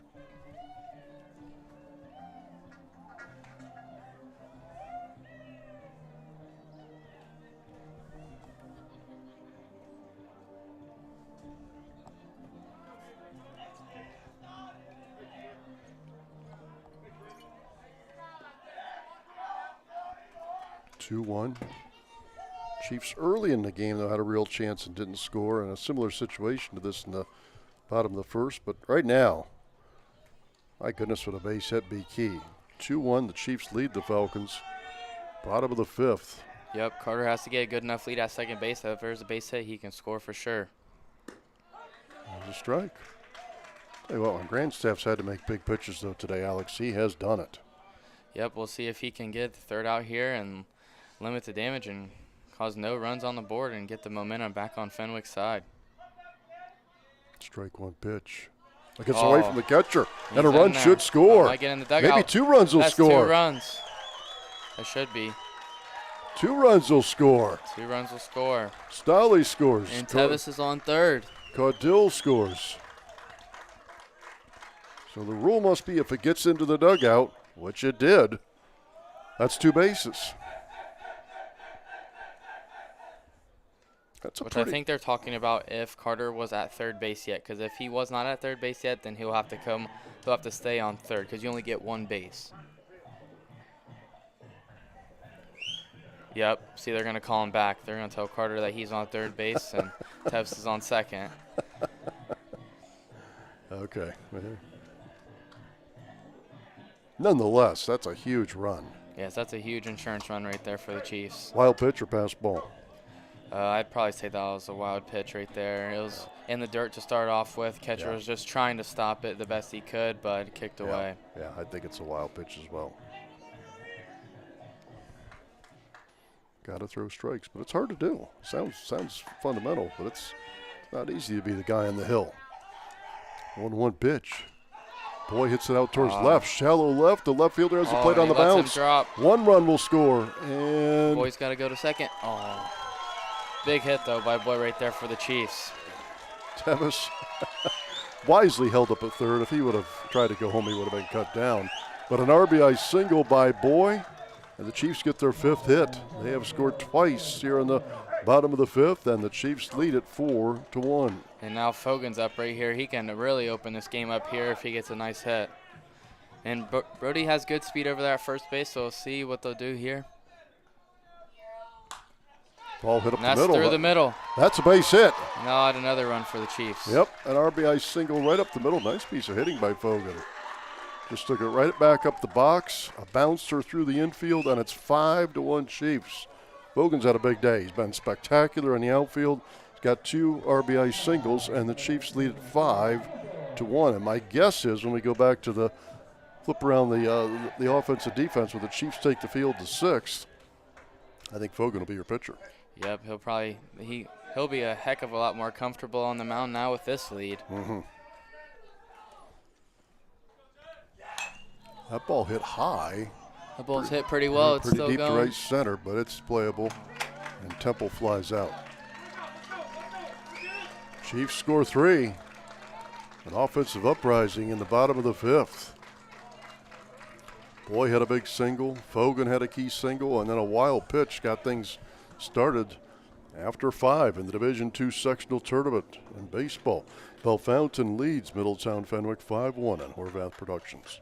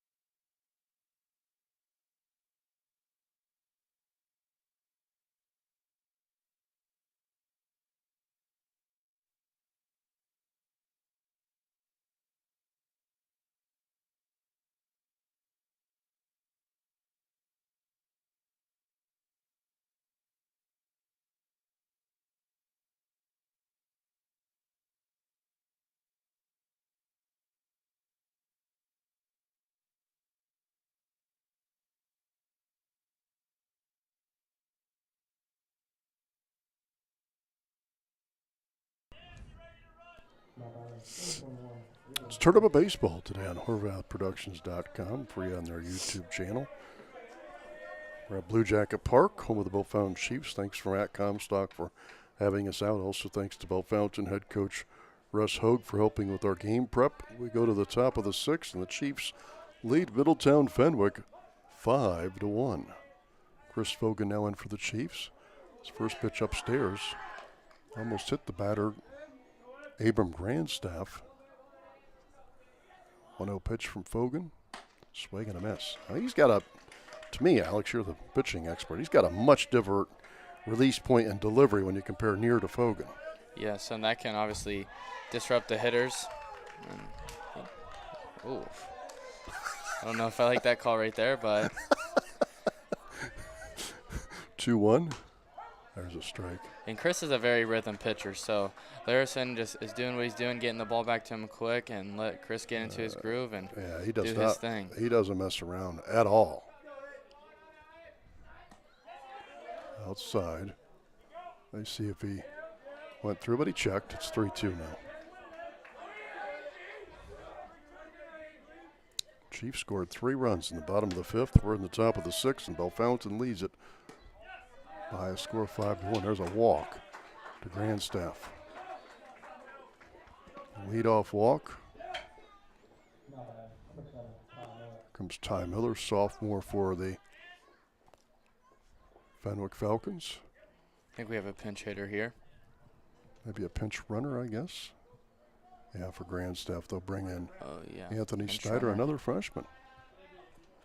Chiefs still have a huge lead here with 4 runs, so Right now, I think if he would have bunted or just playing for outs here, just take the out and move on. Absolutely. I don't think they'll bunt, but you never know. Sometimes high school baseball, the bunt's a huge part of everything. But just throw strikes, get outs, and move on to the next round. That one's low.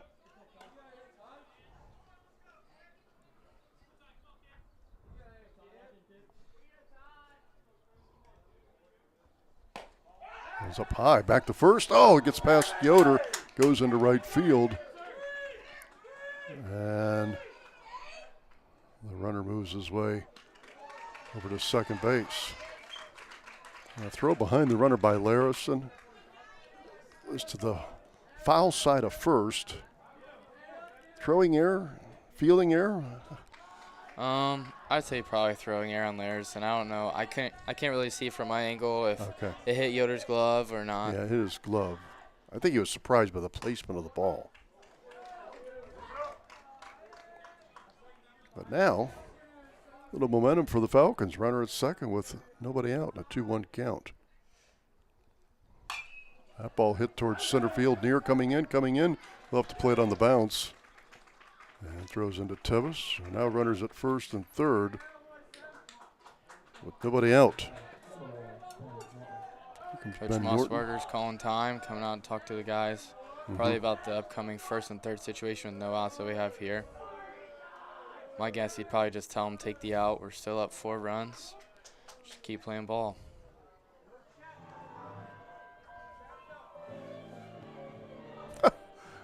Baseball's so unpredictable. Chiefs had all the momentum starting this inning.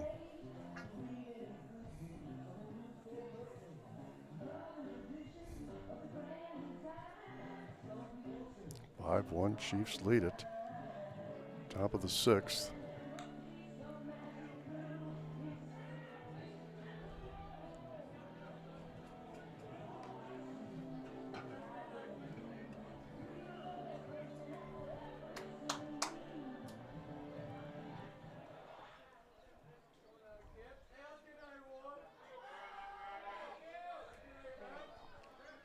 Nobody out. Runners at first and third for Fenwick.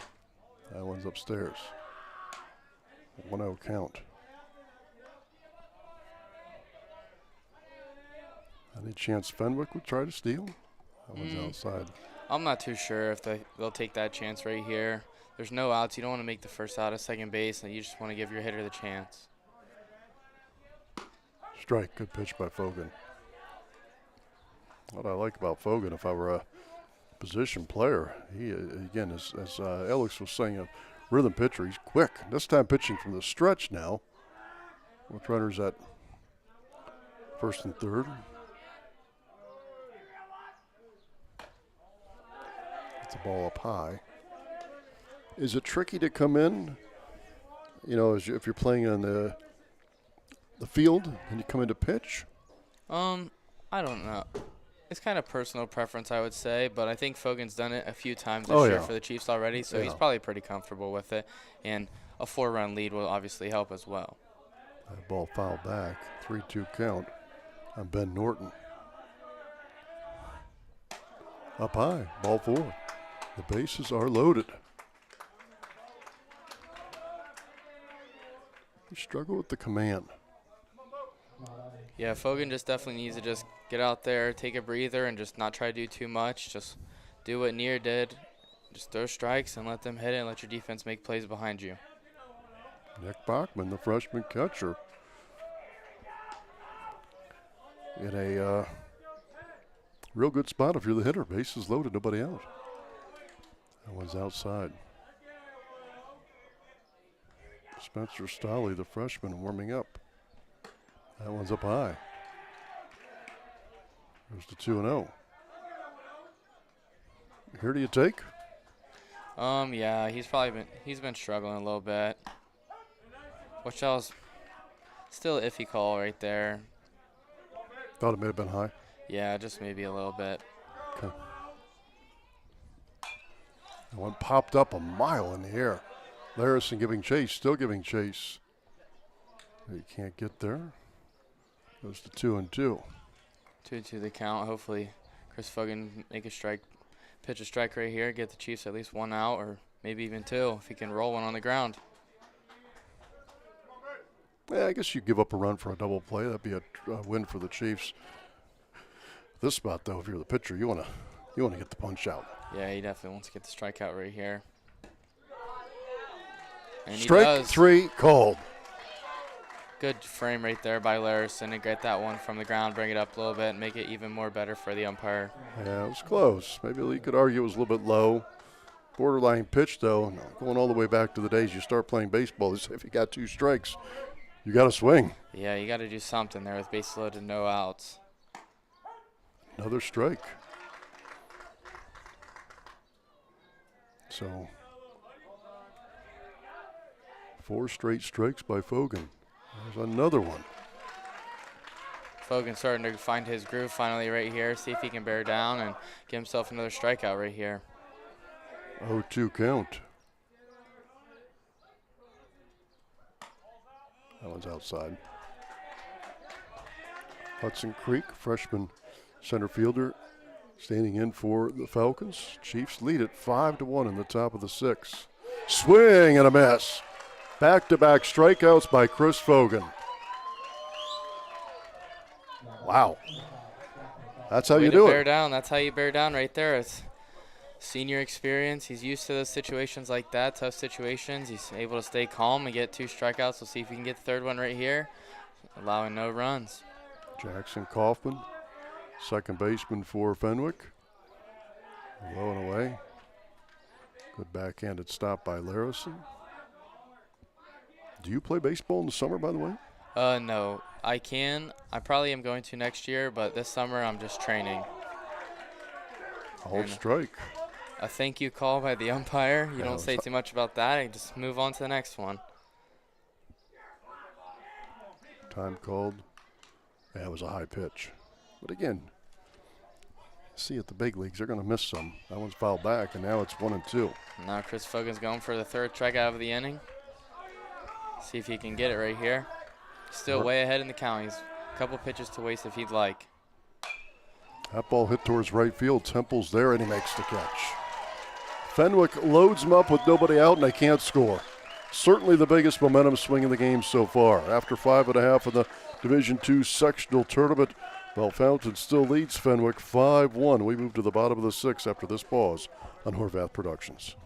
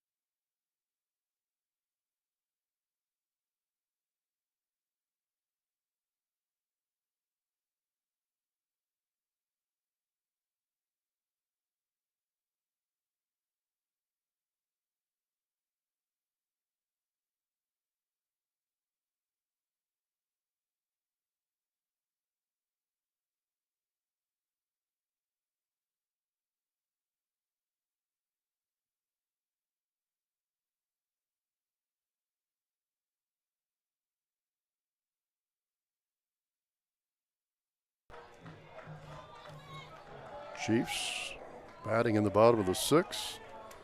Riley Neer will lead it off, so it is the true leadoff hitter. Batters 1, 2, and 3 as the Chiefs lead Middletown Fenwick 5-1. There's a slider by Grandstaff and a called strike. Bottom of the 6th, Chiefs in front 5-1. One foul back by Neer. So Bellefontaine 3 outs away from moving on to the sectional final. We're at Blue Jacket Park, great place for high school baseball games. Middletown Fenwick came into this game with a mark of 8-15.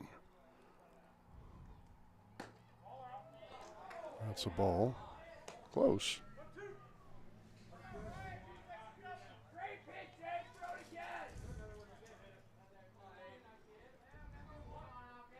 1-2 count. It's up high, goes to 2-2. Coming up at the postgame, we will have our Alex Caudill player of the game. 2-2 pitch on the way. Ball hit towards second. Second baseman Gloves. Stroh's got him. Good play by Jackson Kaufman. 5-1, the Chiefs lead it in the bottom of the sixth. Alex, who's in contention for your player of the game? I'd say that Chris Fogan right now is the leader. Second, we probably have Jose Sandoval. But other than that, I'm not too sure yet. Yeah, I could go with that. Right now, Riley Neer stands to be the winning pitcher, but Fogan had big plays in this game.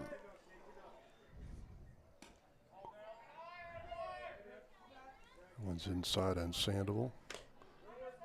Sandoval's a freshman, but he doesn't look like it when you watch his game. No, he plays very mature and very above his age for sure. That one's all the way back to the screen. 2-0 count. I guess the pitch count for Grandstaff now is about maybe 90, 95? It has to be 90 to 100. They're definitely riding him the whole game.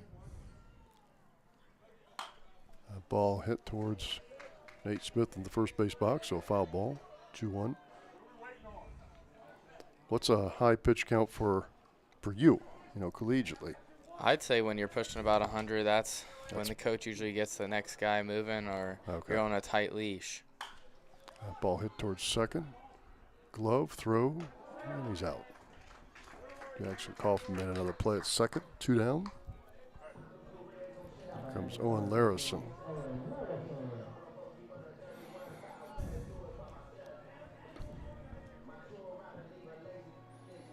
Any favorite park you played at in high school?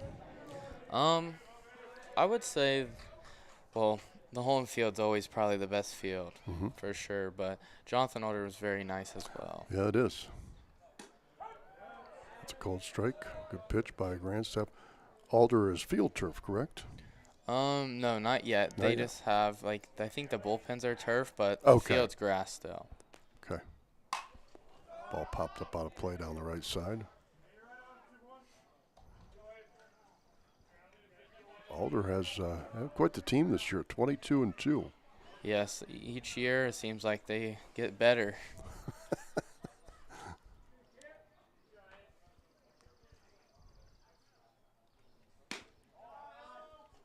That one's away.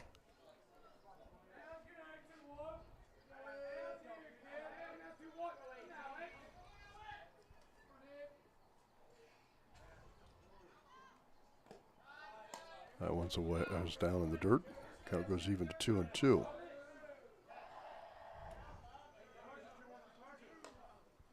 Chiefs played Alder in the regionals. I think it was about 10 years ago. Chiefs lost in, I believe, extra innings. So Alder's always very tough in baseball. Not in the same sectional or district as the Chiefs, though, for the postseason. Kenton Ridge will be the team the Chiefs likely get if the Chiefs hold on here. That one's outside. 3-2 count. 2 outs.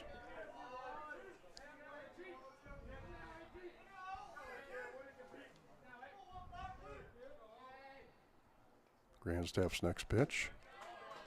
Ball 4. Outside. Here comes Carter Caudill. I think we're going to get a pinch runner here for Owen Larison. Makes sense. He's your catcher. And a mound visit as well.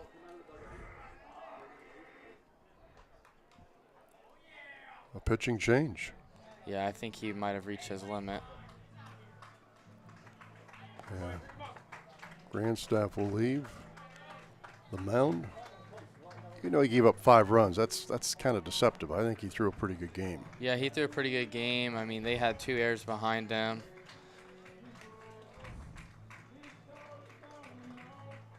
New pitcher warming up for the Falcons is Caleb McMonigal. Caleb is a sophomore right-hander. So the pinch runner for the Chiefs Sutton Daring. Sutton is a freshman.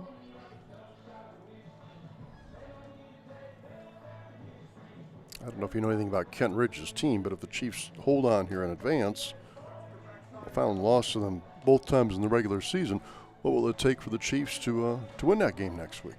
I think it's just going to take good pitching for sure, because I know Kent Ridge has quite the lineup over there. And I think as well as you can't make any errors or mental mistakes. If they play a clean game, like it seems like they have for today, then I think they should be in pretty good shape to possibly upset the Cougars. Right now, the line score Bellefontaine 5 hits, or rather 5 runs on 6 hits. No errors. Fenwick with 1 run on 5 hits, 2 errors. Big inning was an inning ago when the Chiefs scored 3 times. Let's look at the scores of the Chiefs against Kent Ridge this year. I think one game was fairly close and the other one was a rout. Played April 1st here at Blue Jacket. Kent Ridge won 11-0. And then just about 3.5 weeks ago, April 23rd, Chiefs lost at Kent Ridge 5-3. So, it's certainly a game they can win. Yes, for sure.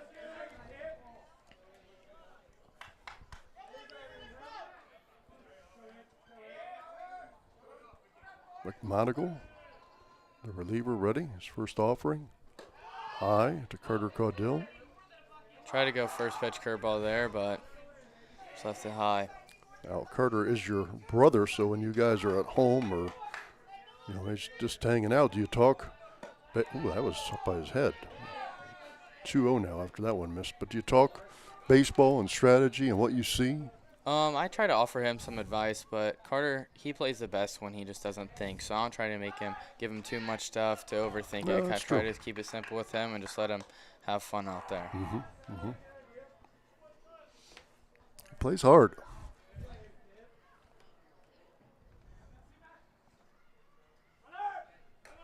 That's a wild pitch, gets all the way to the screen, and Sutton Daring moves down to second easily. That's got to be fun. You come into the game, it's the postseason, and you get a chance to move down to the base on the wild pitch. So Daring's at second with 2 outs. 3-0 count here on Caudill, and I would think he's a spectator on this pitch, I would guess. Yeah, I think he should take till he gets 2 strikes. And he gets away from the catcher. Still iffy here. His 3-1 count. Carter has a chance to drive in a run. Has to be perfect. And that was a strike, and it got away from the catcher. I think he may have been a little surprised on what pitch it was. Yeah, he possibly could have crossed him up there. And Daring, tell you what, showing some headiness as a freshman base runner.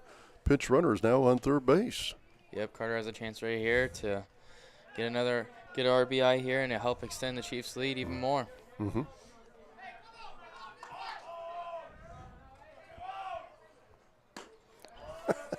Swing and a miss. He took a big swing.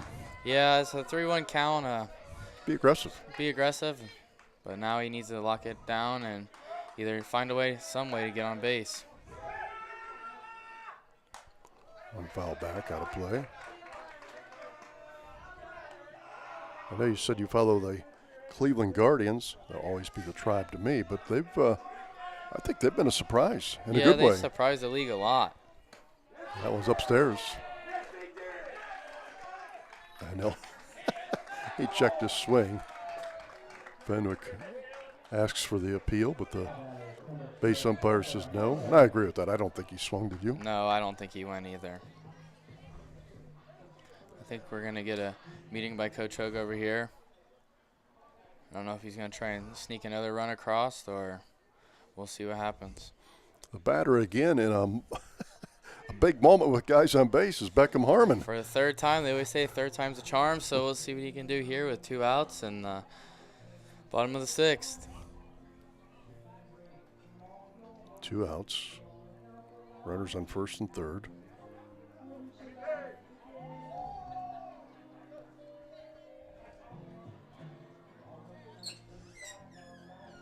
Daring will be on third when we go back to live action. Carter Caudill at first. 5-1 our score. Chiefs lead Middletown Fenwick. I'll tell you what, a real celebrity's in the booth right now, Alex. It's the Duggar. Yep. Doug Casey, the guy with the meanest handshake in Bellefontaine. That one's upstairs.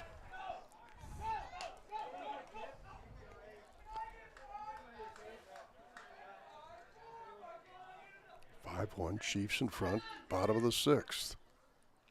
That one's a little bit low, a little bit away as well. 2-0 count. Coach Hogue just told Carter to kill it, so I wonder if they were going to have him steal here, but not anymore because he's not throwing strikes.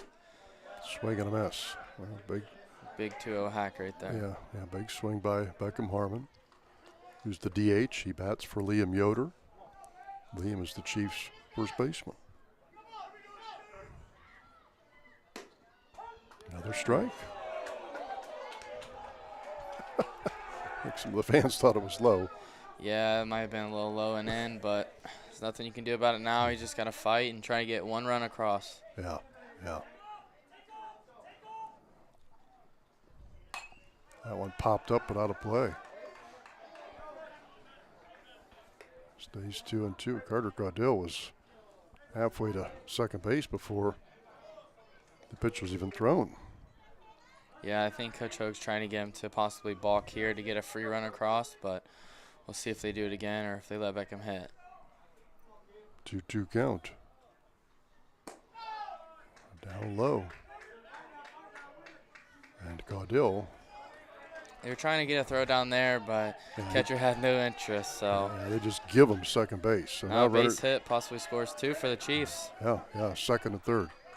3-2 count on Beckham Harmon.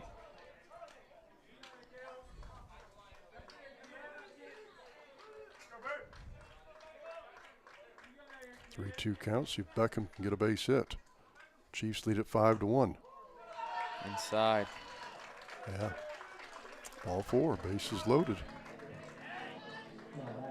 Now the batter is Zane Tevis. I know you had Tommy John surgery about a year and a half ago, and you really didn't get to play much your senior year at the high school. I mean, you got the bat, I think, a few times. But now, how are you feeling? Feel great. I'm back better than ever and ready to go. Oh, good cut by Tevis. Foul back to the screen. So basically that would be right elbow surgery if people haven't heard of a Tommy John surgery. But even when you're throwing now, you don't really feel that. No, it feels a lot better and a heck of a lot better than what it used to, and hasn't caused me any problems since. Well, I'll be darned. Must have a good surgeon. Yeah, I got my surgery done by the Cincinnati Reds team doctor, so that's a good pretty place to go. well-known guy. Dr. Kremchek? Yes, sir. Yeah. Ball inside, 1-1 on Tevis. Bases are full of Chiefs with 2 outs. That one's inside. 2-1. Well, I guess we should say this, if the Chiefs could score 6 runs, game over. Yeah, that's always a possibility. That'd be nice. Fogan wouldn't have to go back out there and get to go home a little bit early. That's a ball up high, 3-1. Chiefs lead Middletown Fenwick here in the sectional, 5-1. Bottom of the 6th inning. McMonagle came on this inning for the Falcons. There's a strike, good pitch. It's probably the same pitch as the last one, but we'll see. Fenwick agrees. That ball hit to left field, but it should be playable. Left fielder makes the catch. And that'll do it. The Chiefs threaten, but they do not score. We played 6 in the Division II sectional semifinal. Bellefontaine leads Middletown Fenwick 5-1. The Chiefs 3 outs away from moving on to the sectional final. Back with more after this.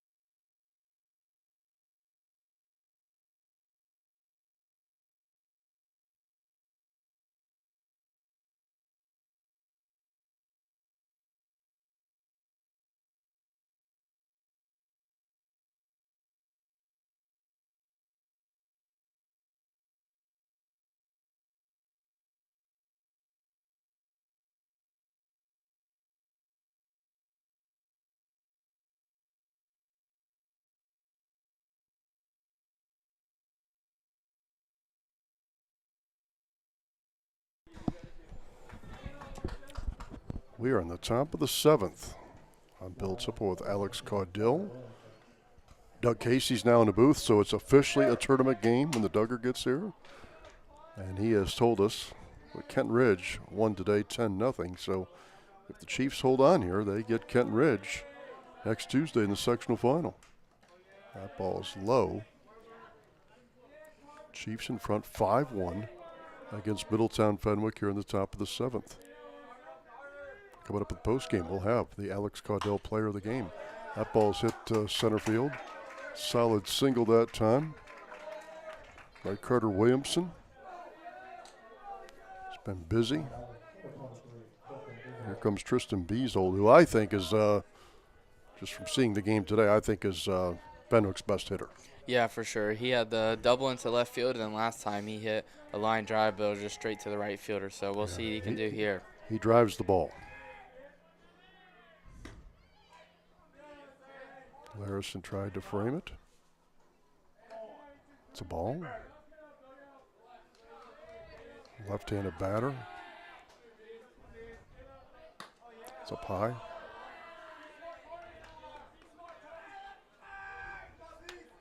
Last inning, Fenwick loaded the bases with no outs. Then Fogan got a couple of strikeouts to work out of it.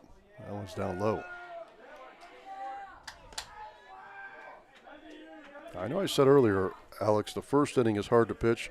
I also think the 7th inning, or the last inning, if it's pro baseball, be the 9th inning, is tricky.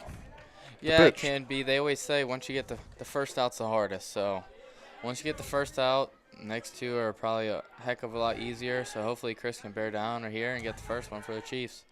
There's another strike. It was 3-0, and he's worked it to 3-2. 5-1, Chiefs lead Middletown Fenwick. We're in the top of the 7th. Is there any certain pitch that you think is Chris's best pitch? That ball hit towards, what a play by Sandoval. He'll make the play and then throw over to first. Can't turn two, but he went behind the bag. He is so slick. Got great hands. Almost and took a base hit away. Almost a double play right there. Yeah, but the big thing is get that one out. Yep. Get the lead runner at second, which he did. When it left the bat, I thought it was real trouble. Yeah, I thought it was a base hit possibly up the middle, but Sandoval showed off the good range there, coming behind the bag, taking it himself, and just a little late on throw to first. There's a strike. Very quick. Nathan Bachman, senior, in the box for Fenwick. That one's up high and in. 5-1 our score. Chiefs lead Fenwick. Each team has 6 hits. That one fouled up over our head, out of play. 1-2. As it stands, Riley Neer will be the winning pitcher. He went the first 5 innings.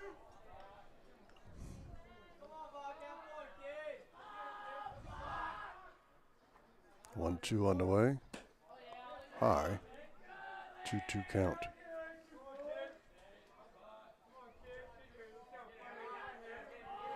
Two count. Fogan from the stretch. He's ready. Up high. 3-2.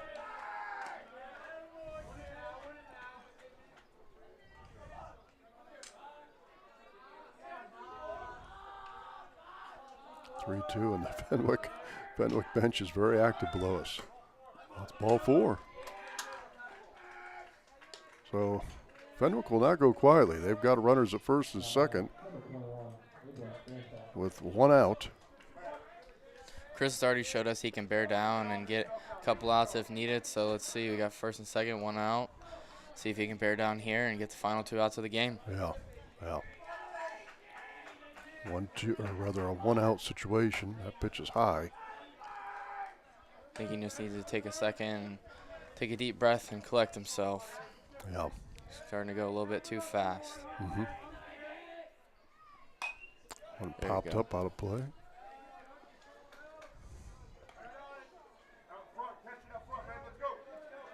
Chiefs 13-10 coming into this game. The Fenwick Falcons were 8-15 before today's contest. Ball outside, 2-1. He's been pitching from behind at times.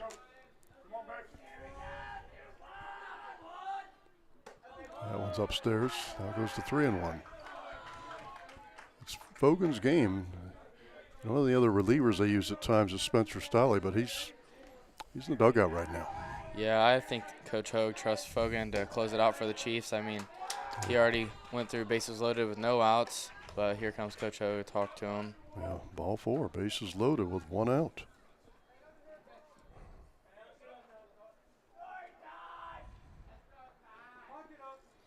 So with a little pause here for Hogue and the rest of the infielders, along with the pitcher Fogan, 5-1 Chiefs lead it.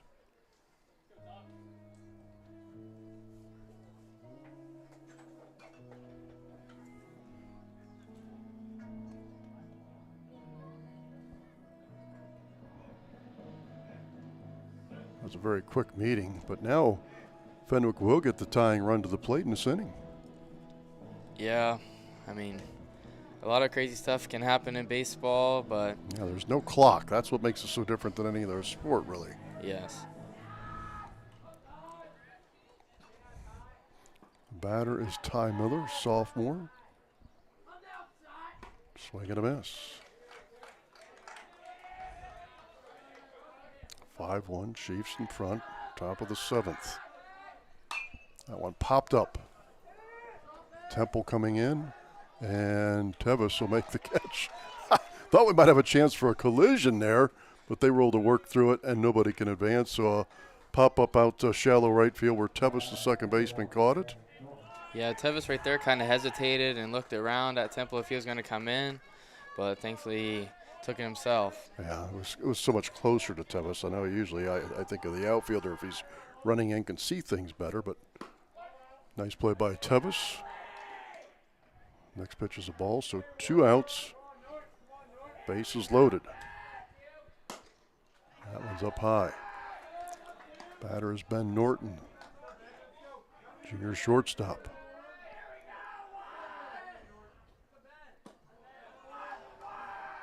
That one's down low, 3-0.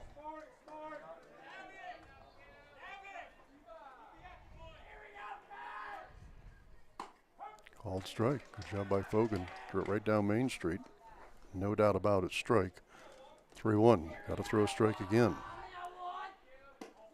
All 4. A little bit low, a little bit outside, and it's a 5-2 game as a bases loaded walk will force in a run. Fenwick draws a little closer, and now they'll get the go-ahead run to the plate.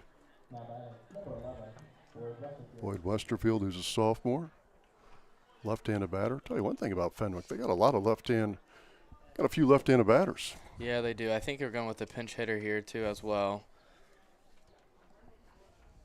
Yeah.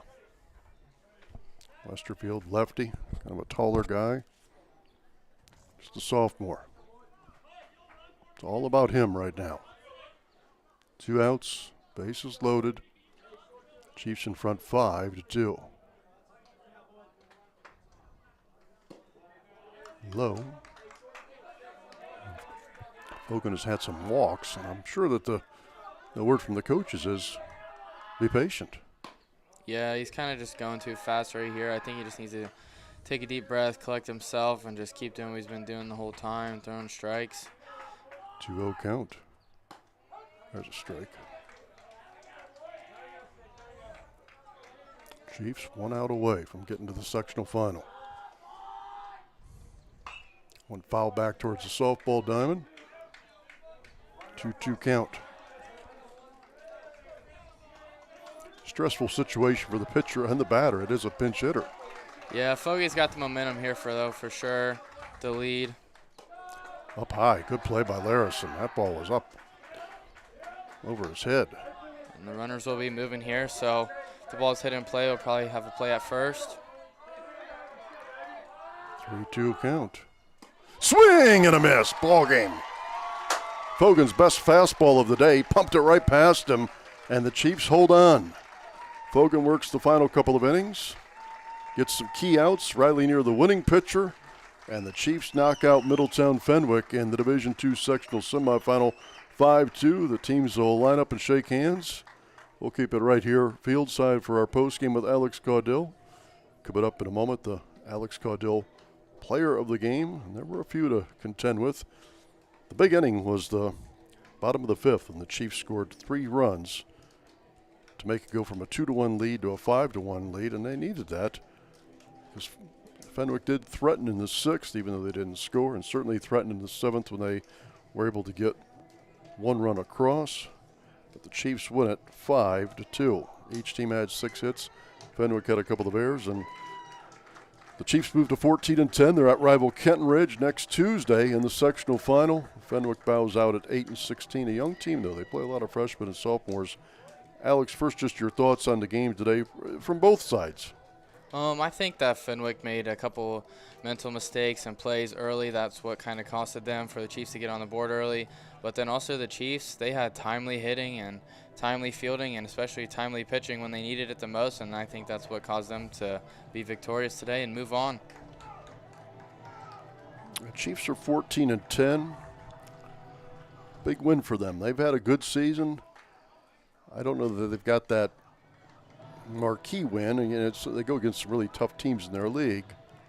They beat Urbana twice. Urbana's pretty good. That's a rival game, but they've lost to kind of the big boys, Jonathan Alder and Kenton Ridge. Well, now they get a real chance for redemption next Tuesday at Kenton Ridge in the sectional final. What do you expect? I expect it to be a pretty good game. I think that KR, since they already beat them twice, they might underestimate the Chiefs and might just overlook them and look at who they'll possibly be playing the next round. But I think the Chiefs are hungry. They've already lost twice, and they know that they can hang with KR for sure. And I think they might have the chance to upset them if they play a clean game like they did today. The Alex Caudill player of the game. And it could not go to Doug Casey, so don't think about that. I'm standing right behind you. I think that Riley Neer had a really good game. He had a really good outing for the Chiefs. He threw a lot of strikes, but if I were to give it to somebody, I'd probably give it to Chris Fogan.